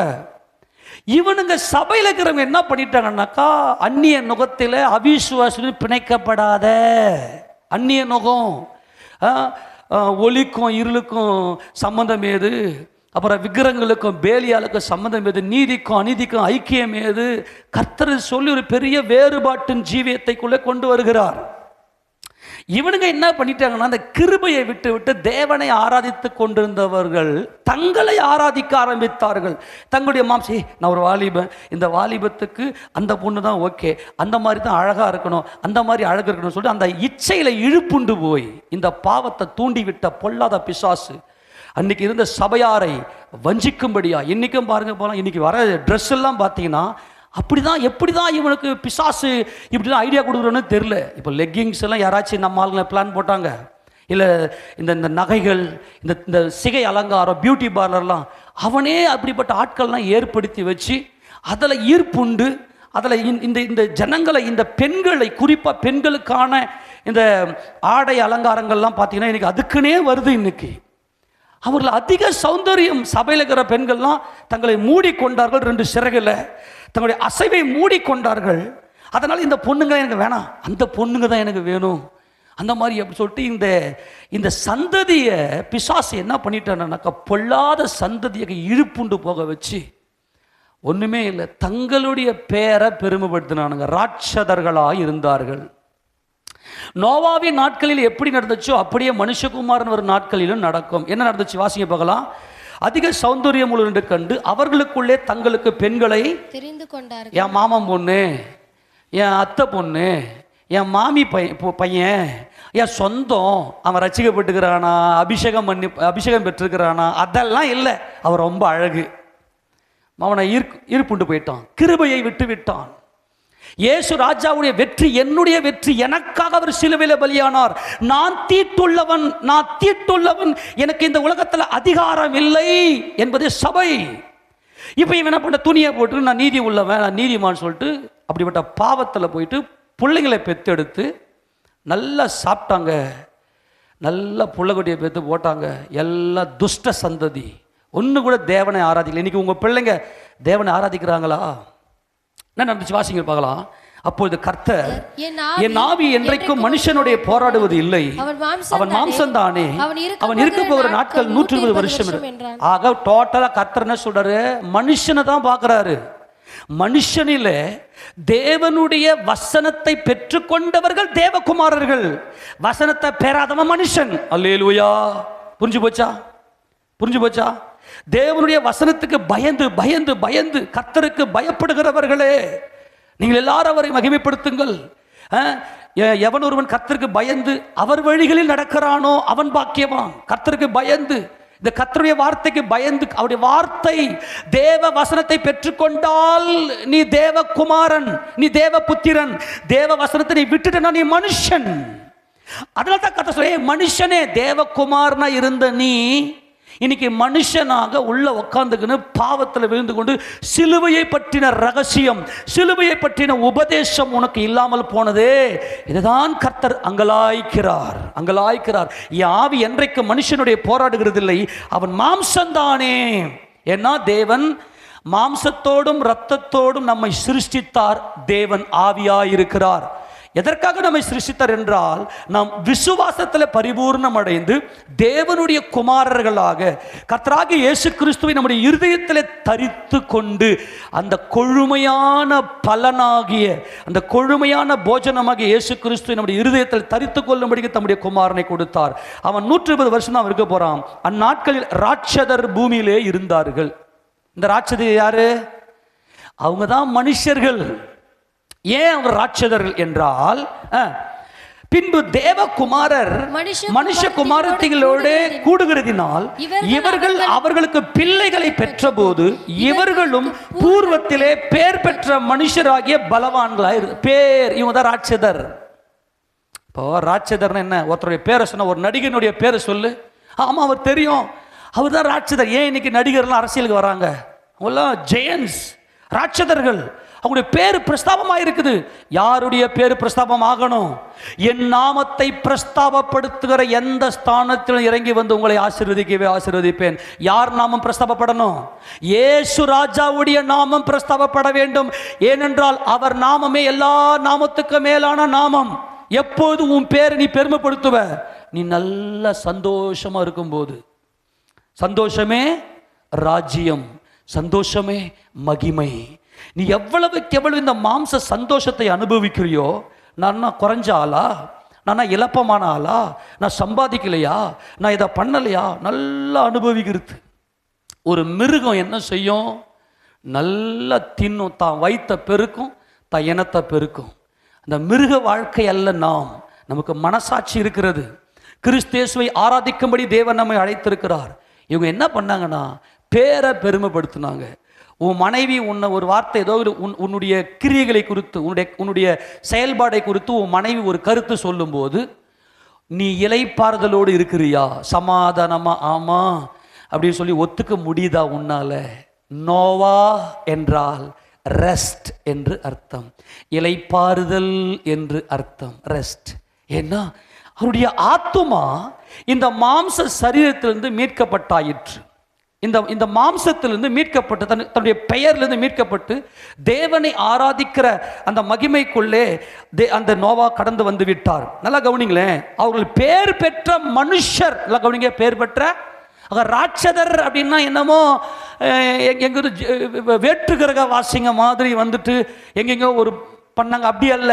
இந்த மனுஷர்கள் பேர், அவன் பேரை சொன்னா அன்னைக்கு உலகத்தில் இருக்கிற எல்லாருக்கும் நல்லா தெரிஞ்சிருக்கும். அன்னைக்கு எந்த ஒரு டெக்னாலஜியும் இல்லை, எந்த ஒரு வசதியும் இல்லை. எப்படி உங்களுடைய பேரில் அவ்வளோ பிரஸ்தாபம் ஆச்சு? எந்த அளவுக்கு அவங்க ராட்சதர் இருந்திருப்பான் பாருங்க. பேர் பெற்றவனா இருந்தான். அந்த நாட்களில் மனுஷன்லாம் பேர் பெற்றவனா இருந்தான்.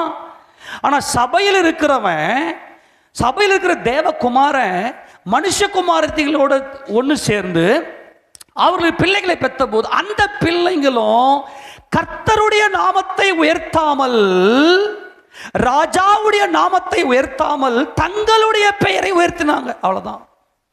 இன்னைக்கும் பாருங்க, இதுதான் நோவாவின் நாட்கள் நடந்த போல மனுஷகுமார் நாட்கள் நடக்கும். எவ்வளவு ஃபேஸ்புக்கு, என்ன இன்ஸ்டாகிராமு, என்ன வாட்ஸ்அப் சாட்டிங்கு, எவ்வளவு யூடியூப், அதில் தங்களுடைய பெயரை பிரஸ்தாபப்படுத்தும்படியாய் இன்னைக்கு இருக்கிற ஊழியங்கள் எல்லாம் பார்த்தீங்கன்னா அவர்களுடைய பெயர், அவங்களுக்கு ஒரு லோகோ இருக்கும், அவங்களுக்கு லோகோ இருக்கும், அவங்களுக்கு ஒரு டைட்டில் இருக்கும். அந்த ஊழியத்துக்கு டைட்டில் கண்டிப்பாக இருக்கணும். ஏன்னா உங்களுக்குள்ளே உத்தமர்கள் என்னார் என்று விலகும்படி உங்களுக்கு மார்க்க பேதங்கள் அவசியம். அவங்க என்ன பண்ணுவாங்கன்னா தங்களுடைய டைட்டிலை மட்டுமே ஃபோக்கஸ் பண்ணி தங்களுடைய பெயரை, இந்த ஊழியம்னு சொன்னால் அதுக்கு பேக்கில் இருந்து இவர் தான் இந்த பேருடையவர், இந்த ஊழியத்தை பேர் சொன்னால் அவர் இவர். ஆக இந்த தேவனுடைய நாமத்தை உயர்த்தாமல் இன்னைக்கு பாருங்க, இன்னைக்கு பாட்டெல்லாம் எப்படி பாட்டெல்லாம் இன்னைக்கு எழுதுறாங்க, ஜனங்கள் நல்லா சமாதானமாக கொடுத்து அவங்க என்ன உயர்த்தணும் அந்த மாதிரி தான் இன்னைக்கு பாட்டெல்லாம் நிறைய பேர் இன்னைக்கு எழுதுறாங்க. ஆனால் இயேசுராஜன் நாம மகிமைப்படுவதாக, கர்த்தருடைய நாம மகிமைப்படும்படியாக இன்னைக்கு அப்படி இல்லை. இன்னைக்கு எல்லாம் என்ன நடந்துச்சுன்னாக்கா, தேவனுடைய நாமத்தை, இயேசுராஜாவின் நாமத்தை உயர்த்த வேண்டிய இந்த சபை தங்களுடைய பெயரை உயர்த்த ஆரம்பிச்சு விட்டாங்க. எடுத்து வாசிங்க அடுத்த வசனம். மனுஷனுடைய அக்கிரமம் பூமியிலே பெருகினது என்றும் அவன் இருதயத்தின் நினைவுகள் தோற்றமெல்லாம் நித்தமும் பொல்லாததே என்றும் கர்த்தர் கண்டு. நல்லா கவனிங்க. இப்ப கர்த்தர் என்ன பார்த்துட்டாருன்னா, இவன் நினைவுகள்லாம் இவன் கிழக்கத்திய புத்திரனும் அமலேக்கியனும் எல்லாத்தையும் அனுபவிக்கிற மீதியானுமாய் அவனுக்குள்ள செயல்பட்ட இந்த பொல்லாத பாபிலோனிய ஆவி உள்ள வந்துருச்சு. வேற ஒண்ணுமே இல்லை. இவங்க எல்லாம் என்ன பண்ணாங்கன்னா, சபையில் இருக்கக்கூடிய ஜனங்கள் கிருபையை பற்றி கொள்ளாமல், கர்த்தருடைய வெற்றி என்னுடைய வெற்றி, அவர் ஏன் மரணத்தை ஜெயித்தார், அவர் என் ஜீவனானவர் என்கின்ற கிருபையை இவர்கள் பற்றி கொள்ளாமல் தங்களுடைய பெயரை பிரஸ்தாபம் பண்ண ஆரம்பிச்சாங்க. எப்படி? அவர்களுடைய தேவன் அவர்களுடைய வயிறு. அவங்க வயிறு என்ன? இந்த வயிறில் தான் நல்ல சாப்பாடை சாப்பிட்டு இந்த வயிற்றில் தான் ஆண் உறுப்பும் பெண் உறுப்பும் இருக்குது. அப்போ ஆண்டவர் இங்கே அப்போஸ்தலர் பவுல் என்ன கொண்டு வந்துட்டார்னா, இந்த நோவாவின் நாட்கள் இந்த ஜனங்களுடைய தேவன் யாரு அப்படின்னா அவர்களுடைய வயிறு. ஒரு மிருகம் எப்படி நல்லா தின்னுட்டு நல்ல இச்சைகளை இருக்குமோ, அதே போல இன்னைக்கு பொல்லாத காலத்தில் நம்ம வாழ்ந்து கொண்டிருக்கிறோம் என்று இங்கே வேதம் நமக்கு சொல்லுவதை பார்க்கலாம். எடுத்து வாசிங்க பார்க்கலாம். பிலிப்பியர் 3வது அதிகாரத்தில் வேகம் எடுத்து வாசிங்க. பிலிப்பியர் 3வது அதிகாரம் 18 வாசிங்க பார்க்கலாம். ஏனெனில் அநேகர் வேறு விதமாய் நடக்கிறார்கள், அவர்கள் கிறிஸ்துவின் சிலுவைக்கு பகைஞர் என்று உங்களுக்கு அநேகந்தர சொன்னேன், இப்போது கண்ணீரோடும் சொல்லுகிறேன். அவங்க யாருக்கு பகைஞர்? கிறிஸ்துவின் சிலுவைக்கு பகைஞர். ஏனென்றால் ஏதேன் தோட்டத்திலேயே சிலுவை வெளிப்பட்டது. அவர்கள் தோல் உடைகளை, தேவ நீதியை காண்பித்து அனுப்பினார், சிலுவையை காண்பித்து அனுப்பினார். சபைக்குள்ள வரவங்களை யார் வரணும்? நான் ஒரு பாவி, நான் தீட்டானவன், இந்த பெயருடையவன், நான் தீட்டானவன், என் கர்த்தருடைய நாமம் என்றென்றைக்கு மகிமைப்படுவதாக என்று சொல்லி கர்த்தருடைய நாமத்தை மகிமைப்படுத்துவனும். இவங்க சிலுவையை தியானிக்கவே மாட்டாங்க. சிலுவையை பற்றின உபதேசம் கெட்டு போகிறவர்களுக்கு பைத்தியம், ரட்சிக்கப்படுகிற நமக்கோ தேவபலன், கிருபை. இந்த கிருபையிலே பூர்ணப்பட்டவளே மனவாட்டி. ஆனால் இந்த சிலுவை அந்த கிருபை அநேகர் வேறு விதமா நடக்கிறாங்கப்பா. அவர்கள் கிறிஸ்துவின் சிலுவைக்கு பகைஞர். இந்த உபதேசத்தெல்லாம் எங்களுக்கு புரியாது. தொடர்ந்து வாசிக்கும் போது அவர்களுடைய முடிவு அழிவு, அவருடைய தேவன் வயிறு. அவங்க வாழத்தை எதுதான் வாழறாங்க? இன்னைக்கு சபையில் இருக்கிற ஜனங்களுக்கு டேஸ்ட் எல்லாம் பாருங்க, பார்க்கலாம். நல்லா கவனிங்க. சாப்பிடலாம், பலன் கொள்ள சாப்பிடணும். கவனிங்க, நோவா என்ன செய்தார் என்றால், மிருகத்தை போல கிடைக்கிறதெல்லாம் சாப்பிடல. இன்னைக்கு செய்கிற எல்லா டிஷ்ஷுமே பார்த்தீங்கன்னா செம்ம டேஸ்ட். இந்த மிருகம் என்ன செய்யும் அப்படின்னா, கண்ணில் இருக்கிறது எல்லாத்தையும் சாப்பிடும். ஏன் இன்னைக்கு வியாதி? நம்ம உடம்புக்கு என்ன தேவைன்ற அந்த மாம்ச மீட்பு, சரீர மீட்பு நமக்குள்ள இல்லை. அதனால தான் இன்னைக்கு உடம்புல சுகர் இருக்குன்னு தெரியும், ஆனால் சுகராக இருக்கிறதையே அதை சாப்பிடுவோம். அதான் நோவாவின் நாட்கள் நடந்தது போல. வியாதிப்பட்டிருக்கிறேன் என்று நகரவாசி சொல்லுவது இல்லை. யார் சொல்றது இல்லை? நகரவாசி என்ன சொல்ல மாட்டான், வியாதிப்பட்டிருக்கிறேன். ஏனென்றால் நோவா இந்த மாம்சத்திலிருந்து மீட்டவர், இந்த மிருக சுபாவத்திலிருந்து ஜெயம் எடுத்தவர். இந்த நோவா எப்படிப்பட்டவர்னா, விழுந்து போன தேவன் எல்லாவற்றையும் ஆளுகை செய்யும்படியாய் மனுஷனை சிருஷ்டித்தார். ஆனால் ஆளுகை செய்ய வேண்டிய மனுஷனுக்குள்ள இந்த மிருகங்கள், பறவைகளுடைய சுபாவங்கள்லாம் உள்ள வந்துச்சு, மாம்சத்தில் வந்துச்சு. அந்த மாம்ச சுபாவத்தை மீட்டவர் தான் நோவா. ஏன்னா மாம்சத்தை இயேசு கிறிஸ்து சிலுவையிலே ஆணி எடுத்து கொன்று விட்டார். அவரோடு நான் மரித்து அடக்கம் பண்ணப்பட்டு உயிர் தெழுந்தேன் என்ற அனுபவத்துக்குள்ள வந்தவர் தான் நோவா. ஆனால் மனுஷர்களுடைய தேவன் யார் என்றால், அவர்களுடைய வயிறு நல்லா டேஸ்டாக சாப்பிடணும். ஹோட்டலில் தான் சாப்பிடுவாங்க. இந்த உடம்புக்கு ஒத்துக்காதே, என் உடம்பு இப்போ கோல்டாக இருக்குதா, கூலாக இருக்குதா, இல்லை ஹாட்டாக இருக்குதா, இல்லை கேஸாக இருக்குதா, என்ன பண்ணலாம்? என்ன இதுதான் இந்த 5 என்னது, ஆகாயம், நிலம், நீர், காற்று, நெருப்பு. ஆகாயம், நிலம், நீர், காற்று, நெருப்பு தான் பாடி. என் பாடியில் எனக்கு என்ன இருக்குது? என் உடம்புக்கு இப்போ என்ன தேவை? இது கர்த்தருடைய ஆலயம், என் சரீரம் கர்த்தருடைய ஆலயம். இதை நான் கண்டதை தின்னு, என் நாக்குக்கு taste taste taste taste only taste. Zomato, அப்புறம் ஸ்விக்கி, அப்புறம் என்னென்ன ஹோட்டல்லாம் இருக்குமோ மொத்தத்தையும் சாப்பிடணும். என் பாடிக்கு என்ன தேவை? இது கர்த்தருடைய ஆலயம், என் சரீரம் கர்த்தர் தந்த ஆலயம். இந்த ஆலயத்துக்கு இப்ப என்ன தேவை? நான் ஜீவனோடு இருக்க வேண்டும். என் ஜீவனோடு இருப்பதற்காக அவருடைய கிருபையினால் எனக்கு போஜனத்தை கொடுக்கிறார். என் கர்த்தருக்காக வாழ்கிறேன், என் கர்த்தருடைய நாமத்தை மகிமைப்படுத்துவதற்காக நான் வாழ்கிறேன். ஆக இந்த மிருகங்கள் என்ன செய்யும்னா, கண்ணுக்கு முன்னாடி இருக்கிற எல்லாத்தையும் தின்னுபிட்டு கர்த்தர் பார்த்துக்குவார். ஸ்தோத்திரம் பண்ணிட்டு சாப்பிடு, அதான் சொல்லி வச்சிருக்கிறாரு. உனக்கு என்ன, இதை சாப்பிட்டா உன் உடம்புக்கு ஒத்துக்காத ஞானத்தை கொடுத்துருக்கிறாரு. அப்புறம் எதுக்கு கண்டதை தின்னுபிட்டு வியாதி வியாதி வியாதி? ஆனால் சபையில் இருக்கிறவர்கள் வியாதிப்பட்டிருக்கிறேன் என்று சொல்ல கூட மாட்டாங்க. ஏன்? அவர்கள் சரீரத்திலிருந்து மீட்கப்பட்டவர்கள், இந்த சரீரத்துக்கு அடிமை அல்ல. அவர்களுடைய தேவன் வயிறு. கவனிங்க, அவருடைய முடிவு அழிவு, அவருடைய தேவன் வயிறு, அவருடைய மகிமை, அவர்களுடைய லட்சியம், அவருடைய பெருமை. அவருடைய பெருமை எதுன்னா அவர்களுடைய லட்சை. நல்லா தின்னா என்ன வரும்? புத்தி மயங்கும். அவங்களுடைய மகிமை என்ன தெரியுமா? இத்தனை பேரை அசிங்கமா, அது வேணாம், அதான் சொல்ற பவுலுங்க. அவருடைய மகிமை என்னன்னா, அவருடைய லட்ச என்ன பண்ணுவாங்க? எல்லா ஆம்பளையும் என்ன பார்க்கணும். உனக்கு ஒரு புருஷங்கிறாமா, அதெல்லாம் முடியாது. எல்லா பொம்பளையும் என்ன பார்க்கணும். இதுதான், அதான் முடிச்சு சிம்பிளாக சொல்லிக்கிறேன். எல்லா ஆம்பளையும் என்ன பார்க்கணும். இன்னைக்கு சர்ச்சில் வர்றதே எதுக்கு தெரியுமா? எல்லா ஆண்களும் என் அழகை ரசிக்க வேண்டும், எல்லா பெண்களும் என் அழகை ரசிக்க வேண்டும். அவர்களுடைய தேவனுடைய வயிறு. அவர்கள் தேவனை ஆராதிக்க வரவில்லை. நோவாவின் நாட்களில் எப்படி நடந்துச்சோ அப்படியே மனுஷகுமாரன் வரும் நாட்கள் நடக்கும். அவருடைய மகிமை. இந்த மகிமை என்பது என்ன தெரியுமா? ரதங்கள். சில ரதங்களை குறித்தும் குதிரைகளை குறித்தும் மேன்மை பாராட்டுகிறார்கள். நோவாவின் நாட்களில் எப்படி நடந்துச்சோ, ரதத்தில் அவன் ரதத்தை பூட்டி கொண்டு ரதத்தில் போய் கொண்டிருந்தான். இன்னைக்கு இந்த மாம்சத்தை நடந்து போக இயேசுராஜா நடந்தே ஊழியம் செய்தார். இன்னைக்கு எல்லாரும் என்ன பண்றோம்னா, பைக்ல போறோம், கார்ல போறோம், சைக்கிள்ல போறோம். நமக்கு ரதங்கள் இருக்கிறது. எவ்வளோ பெரிய பெருமை! சிலர் ரதங்களை குறித்தும் குதிரைகளை குறித்தும் மேன்மை பாராட்டுகிறார்கள். ரதங்கள், குதிரை என்பது, ரதம் என்பது மகிமையும், குதிரை என்பது பலனும். இன்னைக்கு பார்த்தீங்கன்னா பைக்கு, அப்புறம் காரு, இது எல்லாம் என்னது? ரதங்கள்.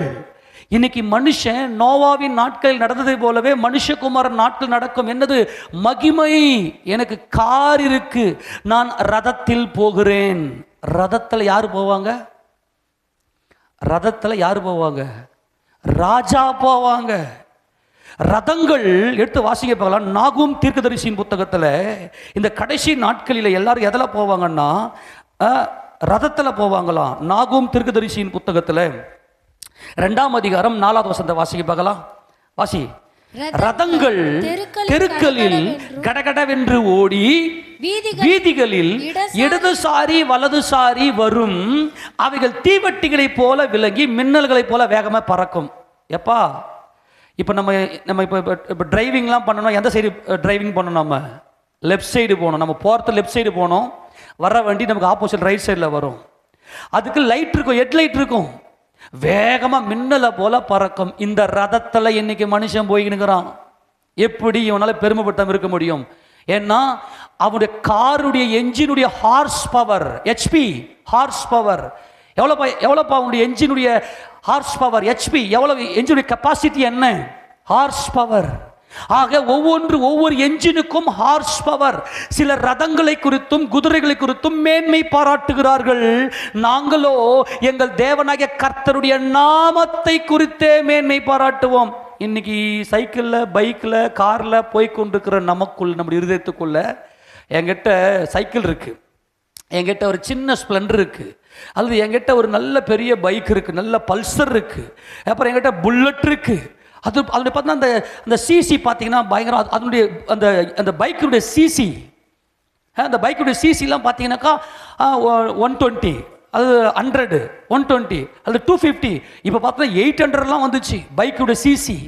ஆக ஒவ்வொருத்தரும் ராஜாக்களாக தங்களுடைய பெயரை பெருமைப்படுத்திக்கணும். இப்போ புல்லட்டில் போனால் அப்படியே அந்த சவுண்டை பார்த்தாவே எல்லாரும் திரும்பி பார்க்க, ஏய் நான் ராஜா ரதத்தில் போய் கொண்டிருக்கிறேன். இவர்கள் தான் மனுஷர்கள்.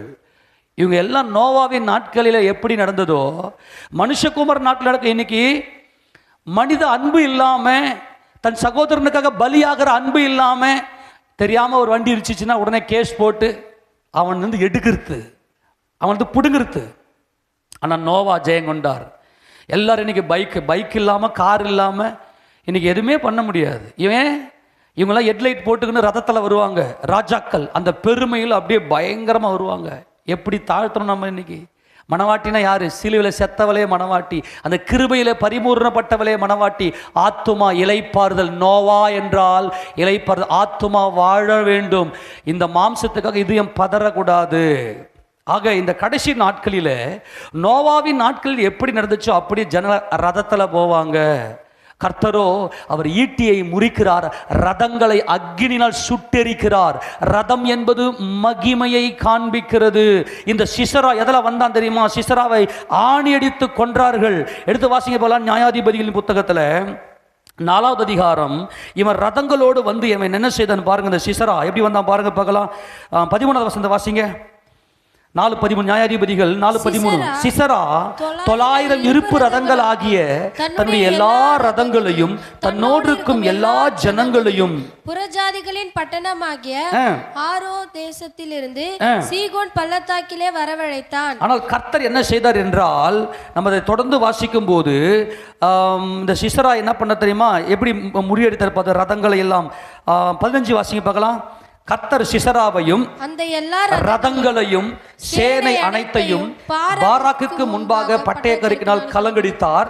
சிசரா ரதத்தை விட்டிறங்கி கால்நடையாய் ஓடி ரதத்தை வெட்டி முறியடிக்கிற தேவன் நம்முடைய தேவன். எல்லா பெருமையும் எல்லா மகிமையும் உன் லட்சை, உன் மகிமை எதுனா உன் லட்சை புத்தி நல்லா சாப்பிடுறது. அதுதான் ஆண்டவர் தம்முடைய வருகை குறித்து பேசும்போது சொன்னார், உங்கள் இருதயம் பெருந்திண்டினாலும் லௌகிக கவலைகளினாலும் வெறியினாலும் பாரமடையாதபடிக்கு எச்சரிக்கைன்னு சொல்லிட்டாரு. ஆக அவருடைய தேவன் அவருடைய வயிறு. இன்னைக்கு சபைக்கு வரது எதுக்கு தெரியுமா? அவங்க வயிறுக்காக தான் வராங்க இன்னைக்கு. ஆனால் என் கர்த்தர் என் ரட்சகர், அவர் என் மீட்பர், அவர் நாமத்தை நான் உயர்த்துவேன். பேர் பெற்றவர்கள் தான் ராட்சதர்கள். சபையில் உன்னால மனத்தாழ்மையாய் இன்னொருத்தரோடு சமாதானம் இருக்க முடியுதா? உன் கணவனோடு சமாதானம் இருக்க முடியுதா?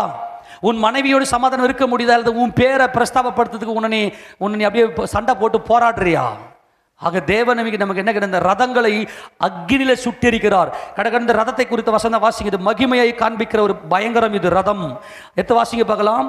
ஏன்னா இந்த கடைசி நாட்கள் எல்லாமே ரதத்தில் போய் கொண்டிருக்கிறாங்க. தாழ்மை தெருல. சங்கீதங்களின் புத்தகம் 20வது சங்கீதம் 7வது வசனத்தை வாசிங்க பார்க்கலாம். 20ஆம் சங்கீதம் 7. சிலர் ரதங்களை குறித்தும் சிலர் குதிரைகளை குறித்தும் மேன்மை பாராட்டுகிறார்கள். நாங்களோ எங்கள் தேவனாகிய கர்த்தருடைய நாமத்தை குறித்தே மேன்மை பாராட்டுவோம். ஆமென் சொல்லுங்க. நாங்க எதை குறித்து மேன்மை பாராட்டுவோம்? எங்கள் தேவனாகிய கர்த்தருடைய நாமத்தை குறித்தே மேன்மை பாராட்டுவோம். எதை குறித்து மேன்மை பாராட்டுவோம்? நாமத்தை குறித்து. இயேசு ராஜாவுடைய நாமமே உயர்ந்து. சில பேர் அவன் பெருமை, அவன் எவ்வளவு பொருளை வச்சுங்கிறானோ அவ்வளோ அவனுக்கு பெருமை தானே. ஒருத்தர் 40 லட்ச ரூபா காரை வச்சுங்கிறான்னா, எப்பா அவர் 40 லட்ச ரூபா காரை வச்சிருக்காருயா, அவர்கிட்ட கார் இருக்குயா, அவர்கிட்ட பைக் இருக்குப்பா, அவங்க நல்லா படித்தவங்கப்பா, அவங்க பயங்கர அழகாக இருப்பாங்கப்பா. இதெல்லாம் ரதங்களை குறித்த பெருமை. இதுதான் நோவாவின் நாட்டில் இருந்துச்சு. ஆனால் தேவனை ஆராதிக்க வேண்டிய, தேவன் நாமத்தை மகிமைப்படுத்த வேண்டிய இந்த ஜனங்கள் பொல்லாதவர்களாக மாறினார்கள். ஆனால் கர்த்தர் ஈட்டியை முறிக்கிறார், ரதங்களை அக்கினால் சுட்டெரிக்கிறார். அவர்கள் முறிந்து விழுந்தார்கள், நாங்களோ எழுந்து நிமிர்ந்து நிற்கிறோம். நாங்கள் கர்த்தருடைய நாமத்தை மகிமைப்படுத்த நாங்கள் எழுந்து நிற்கிறோம். ஆனால் நோவா மாத்திரம் என்ன செய்தார் என்றால், இந்த மாம்சத்திலிருந்து விடுதலையாகி, எல்லாரும் சொல்லுங்க. எனக்கு என்ன ஒரு பெரிய ஆச்சரியம் என்றால், அவர் கிறிஸ்து இயேசுவை தன்னுடைய இருதயத்தில் தரித்து கொண்டவர். தன்னுடைய மாம்சத்தை சிறகினால், தன்னுடைய முகத்தை சிறகினால் மூடி, தன்னுடைய கால்களை, தன்னுடைய முழு உடலையும் தன்னுடைய ஆத்மாவுக்குள்ளே கொண்டு போகாமல் ரெஸ்ட், இளைப்பாறுதலை அடைந்தவர். வருத்தப்பட்டு பாரம் சுமக்கிறவர்களே, நீங்கள் எல்லாரும் என்னிடத்திற்கு வாருங்கள், நான் உங்களுக்கு இளைப்பாறுதல் தருவேன். அந்த இளைப்பாறுதலை அடைந்தவர் தான் இந்த நோவா. ஆமென். அவர் என்ன செய்தார்? ஒரு பயங்கர ஆச்சரியம் தெரியுமா? யார் கிறிஸ்து இயேசுவை தங்கள் இருதயத்தில் தரித்து கொண்டார்களோ அவர்கள் மட்டுமே கொடுப்பார்கள். மற்றவர்களை குறித்த சிந்தை வெளிப்படும். இந்த மிருகங்களாய் இருக்கிறவர்கள் எடுப்பார்கள். எனக்கு பயங்கர ஆச்சரியம். ஏன் கர்த்தர் நோவாவை தெரிவு செய்தார் என்றால், நோவா நீ ஒரு பேழை செய்யணும். இந்த பேழைக்குள்ள இந்த உலகத்தில் நாம் படைத்திருக்கிற எல்லா ஜீவராசிகளுக்கும், பறவைகள், ஊரும் பிராணிகள், பூமியில் இருக்கக்கூடிய மிருகங்கள் அத்தனைக்கும் நீ ஆகாரத்தை சேர்க்கணும்.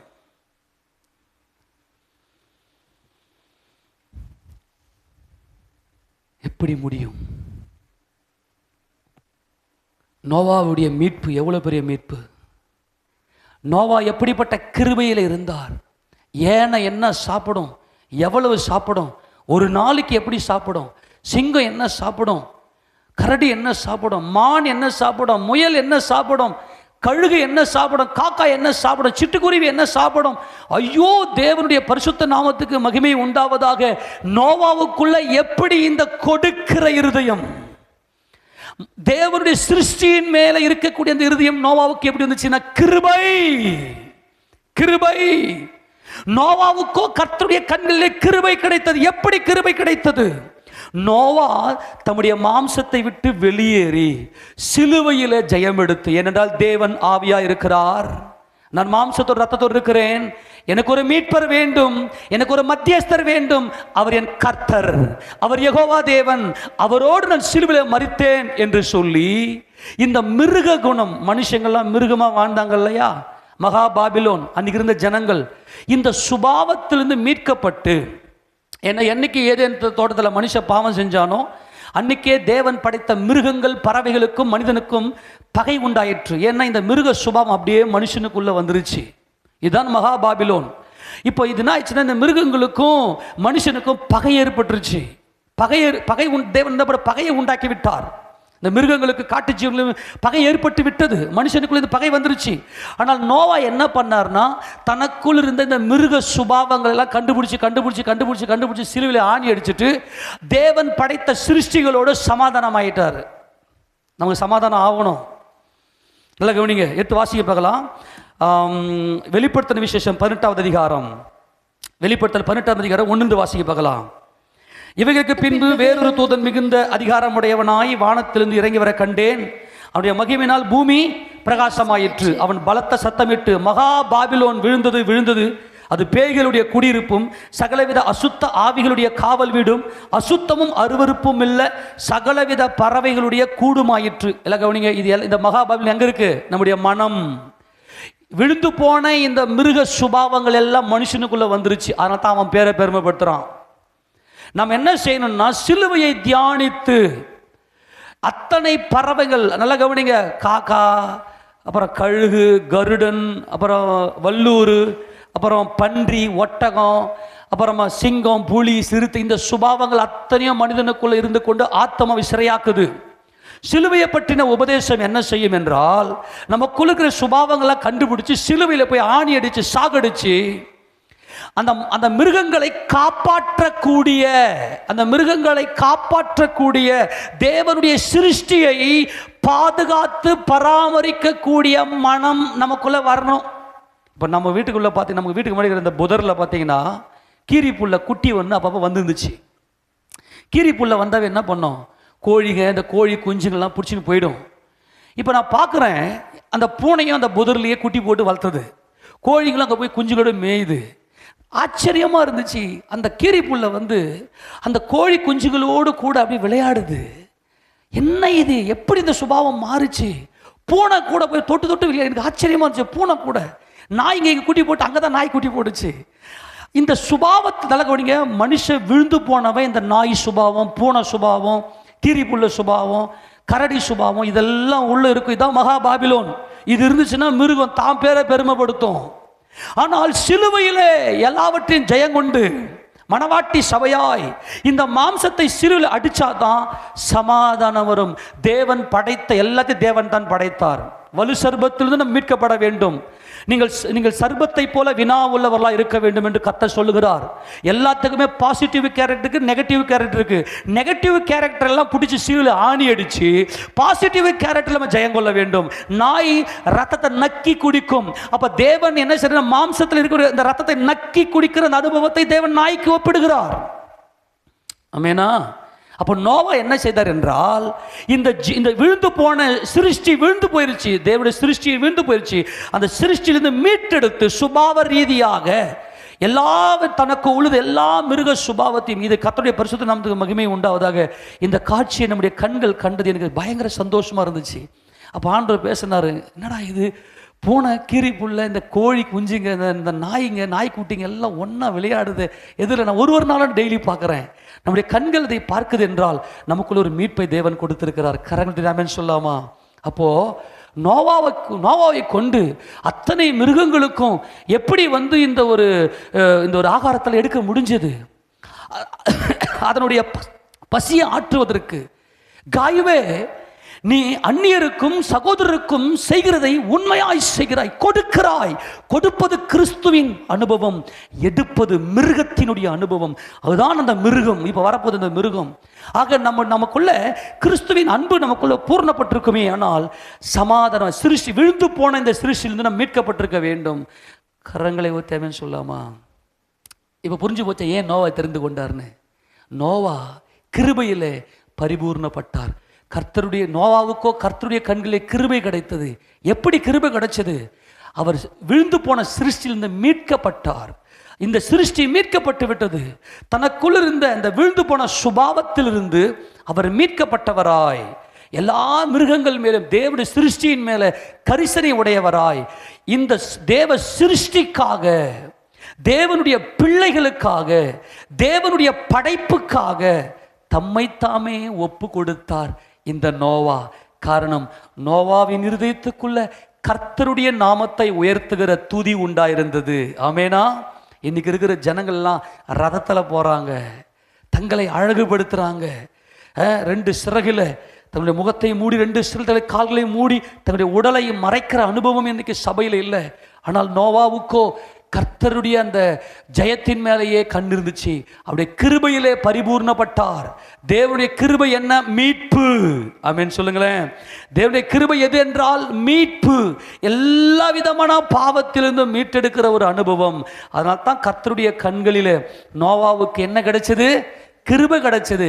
ஏனென்றால் நோவா இந்த கிருபையிலே பரிபூர்ணப்பட்டவர். கர்த்தாவே, உம்முடைய கிருபை எவ்வளவு அருமையானது, அதனால் மனுபுத்தர் உம்முடைய சட்டையின் மறைவிலே தஞ்சமடைவார்கள் என்கின்ற சத்தியத்தில் பூர்ணப்பட்டவர் தான் கிருபை அந்த நோவா. அதனால்தான் 300 முழ நீளம், அந்த பேழை எத்தனை முழம்? 300 முழம். 300 என்பது தேவனோடு சஞ்சரிக்கிற அனுபவம், தேவனுடைய ரட்சிப்பு, தேவனே என் ரட்சிப்பு என்பதே 300. ஏனோக்கு 300 வருஷம் தேவனுடைய சஞ்சரித்து கொண்டிருந்து குமாரரையும் குமாரத்தைகளையும் பெற்று 365 வயதில் அவர் எடுத்துக்கொள்ளப்பட்டார். தேவனோடே என்றென்றைக்கும் இருக்கும்படி எடுத்துக்கொள்ளப்பட்டார். அதனால் தான் நோவாவும் கர்த்தரோட சஞ்சரித்தார். 300 என்பது தேவன், இயேசு ஆவியாயிருக்கிற தேவன் மாம்சத்தில் வெளிப்பட்டு மாம்சத்தோடும் இரத்தத்தோடும் இருக்கிற என்னை மீட்கிறவர், என் மீட்பர் என்கின்ற வெளிச்சமுடையவர் தான் இந்த நோவா. ஆக 300 முழ நீளம், 50 முழ அகலம். 50 என்பது ஜூப்ளி, விடுதலை, இந்த மாம்சத்திலிருந்து விடுதலை. கர்த்தரே ஆவியானவர், கர்த்தருடைய ஆவி எங்கேயோ அங்கே விடுதலையும் உண்டு. அவர் விடுதலை கொடுத்திருக்கிறார், அவர் ஜெயம் எடுத்திருக்கிறார் என்பதுதான் அந்த 50 முழம். 30 முழ உயரம் என்பது 30 என்பது ராஜாவை காண்பிக்கிறது. யோசேப்பு 30 வயதிலே ராஜாவானார். தாவீது 30 வயசிலே சமஸ்த இஸ்ரவேலுக்கும் ராஜாவானார். ஆக என்றென்றைக்கும் ராஜாவாகிய என் இயேசு கிறிஸ்து பெரியவர், அவர் நாமத்தை நான் தொழுது கொள்ளுவேன் என்று நோவா கிருபையிலே பரிபூர்ணம் அடைந்தார். அந்த பேழைக்குள்ள 3 அறைகள் இருக்கும். அந்த 3 என்பது உயிர்த்தெழுதல். கர்த்தராகிய இயேசு கிறிஸ்து 3வது நாளிலே உயிர்த்தெழுந்தார். அந்த உடன்படிக்கை பட்டியலே 3 பொருள்கள். அங்கே கற்பலகை, மன்னா வைக்கப்பட்ட பொற்பாத்திரம், ஆரோனுடைய தளிர்த்த கோல். ஆக இவைகள் எல்லாமே கிறிஸ்துவின் ரகசியத்தை இந்த நோவா அறிந்திருந்தபடினால் தான் கர்த்தர் அந்த பேழை, இயேசு கிறிஸ்து என்கின்ற பேழையை உண்டு பண்ணி அந்த கிருபையிலே பரிபூர்ணப்படும்படியாய் ஒப்பு கொடுத்தார். வசன வெளிச்சம் அவர்களுக்கு கிடைத்தது. நோவா என்ன செய்தார் என்றால், இந்த மனுஷ குமாரத்திகள் மூலமாய் அந்த பாவத்துக்கு விலகி ஒரு கூட்ட ஆத்துமாக்களை தமக்கென்று சேர்க்க வேண்டும் என்று சொல்லி தம்முடைய குடும்பத்தை அவர் காப்பாற்றினார். அதனால நோவா மீட்கப்பட்டார். எல்லா பாவத்திலிருந்தும் என் கர்த்தர் மீட்கிறவர் என்று சொல்லி அந்த மீட்பை அவர் பெற்றுக்கொண்டார். அந்த மீட்பு தான் அந்த நோவா பெற்ற அந்த மகிமையான அனுபவம். இந்த மீட்கப்பட்டவர்கள் சீயோனுக்கு நித்திய மகிழ்ச்சி அவங்க தலைமையில் இருக்கும். சஞ்சலமும் தவிப்பும் அவர்களை விட்டு ஓடி போயிடும் அப்படின்னு சொல்லி சொல்றார். ஏன்னா எல்லா ஜனங்களும் சஞ்சலத்தோடும் தவிப்போடும் அந்த ஜலப்பிரளயத்தில் மாண்டார்கள். ஆனால் நோவா தன் குடும்பத்தை ஆயத்தப்படுத்தி இந்த பேழைக்குள்ள, இந்த சபைக்குள்ள, சபை இன்னைக்கு எல்லாரும் சாதாரணமாக நினைக்கிறாங்க. ஐயோ பயமா இருக்கு. சபை தேவனுடைய மீட்பின் திட்டம். பயத்தோடு உள்ள வரணும், பாவிகள் தான் உள்ள வரணும். ஆனால் பாவம் உள்ளே இருக்கக்கூடாது. பாவிகள் உள்ளே மனம் திரும்புகிற இடம், ஆனால் உள்ள பாவம் இருக்கக்கூடாது. நம்ம ஒவ்வொரு நாளும் மனம் திரும்பிக் கொண்டே இருக்க வேண்டும். ஆக மீட்கப்பட்டவர்களாகிய நாம் இந்த நோவா எல்லா இந்த இந்த மிருக சுபாவத்திலிருந்து, மிருகம்தான் புசித்து குடித்து பெண் கொண்டு பெண் கொடுக்கும். ஆனால் இந்த மிருக சுபாவத்திலிருந்து மீட்டெடுத்து தேவன் படைத்த சிருஷ்டியை மீட்கிற அந்த அனுபவம் இந்த நோவாவுக்குள்ள வந்ததுனால்தான் நோவா காக்கப்பட்டார். அங்கே அழியாமல் நோவா தம் குடும்பத்தையும் அவர் காத்து கொண்டார். இதுதான் இந்த மீட்பினுடைய திட்டம். கடைசி அந்த வசந்த வாசத்தை முடிங்க. ஏசாயா தீர்க்கதரிசியின் புத்தகம் 35 கடைசி வசனம் வாசிங்க பார்க்கலாம். கர்த்தரால் மீட்கப்பட்டவர்கள். இப்போ நம்ம எப்படி வாசிக்கணும்னா, எப்படி இந்த மிருக சுபாவத்திலிருந்து மீட்கப்படுறாங்கன்றது ஃபுல்லா இங்க கர்த்தர் சொல்லியிருப்பாரு. வேணா அதுக்கு மேல் வசனத்தோட வாசிங்க பார்க்கலாம். அங்கே சிங்கம் இருப்பதில்லை, துஷ்ட மிருகம் அங்கே போவதும் இல்லை, அங்கே காணப்படவும் மாட்டாது. மீட்கப்பட்டவர். ஆக நோவா மீட்கப்பட்டவர், கிருபையின் பரிபூர்ணத்தை அடைந்தவர். சிங்கம், கரடி, ஏன் இங்க சிங்கத்தை மட்டும் இங்க குறிப்பிட தெரியுமா? சிங்கம் தான் காட்டுக்கு ராஜா இல்லையா? எல்லா மிருகத்துக்கு ராஜா இல்லையா? அப்போ இந்த மிருக சுபாவத்திலிருந்து மீட்கப்பட்டவர் நோவா. ஆமென். தேவனுடைய சிருஷ்டியாகிய இந்த மிருகங்களை நாம் மீட்க வேண்டும். இப்ப நாய் சில பேரை கடிக்கும், நாய் நம்மளை பார்த்து துரத்தும், பூனை கடிக்கும், தேல் கடிக்கும், அப்புறம் நிறைய இந்த மாதிரி துஷ்ட மிருகங்கள் கடிக்க, நம்மளை அது மாதிரிலாம் பண்ணக்கூடாது, கடிக்கக்கூடாது. அந்த தேவன் படைத்த சிருஷ்டி மனுஷனுடைய விழுகையோடு கூட வீழ்ந்து போயிருச்சு.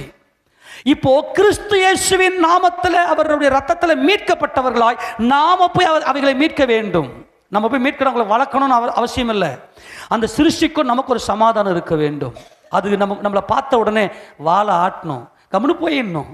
அந்த மாதிரி ஒரு சுபாவம் நமக்குள்ள இருக்க வேண்டும். அப்போ இனி அந்த துஷ்ட மிருகம், அந்த துஷ்ட மிருகங்கள் நமக்கு உள்ளிருந்த எல்லாவற்றும் கிறிஸ்துவின் சிலுவையிலே மீட்கப்பட்டவர்கள் தான் கிருபையிலே பரிபூர்ணமானவர்கள். இவருடைய ஆத்மா தான் வாழுகிறது, இளைப்பாறுதலை பெறுகிறது. அவர்களுக்கு சொல்ல பாருங்க, தொடர்ந்து வாசிக்கலாம். கர்த்தரால் மீட்கப்பட்ட இவங்க தான் மீட்கப்பட்டவங்க தான் கிருபையிலே பரிபூர்ணம் அடைந்தவர்கள். கர்த்தரால் மீட்கப்பட்டவர் திரும்பி ஆனந்த களிப்புடன் பாடி சியோனுக்கு வருவார்கள். நித்திய மகிழ்ச்சி தலையின் மேல் இருக்கும், சந்தோஷமும் மகிழ்ச்சியும் அடைவார்கள். சஞ்சல முஞ்சலமும் தவிப்பும் ஓடிப்போம். ஆமென் சொல்லுங்க பார்க்கலாம். அந்த மனசுக்குள்ள ஒரு தெய்வீக சுகம், இலைப்பாறுதல். இதுதான் தேவன் நமக்கு கொடுத்த மாபெரும் கொழுமையான பலன். அந்த கொழுமையான பலன் நம்ம அனுபவித்துக் கொண்டிருக்கிறோம். நம் மனசுக்குள்ள யார் மேலே கசப்பு இருக்கக்கூடாது. கிறிஸ்து இயேசுவை நம்முடைய இருதயத்தில் தரித்துக் கொள்ள வேண்டும்.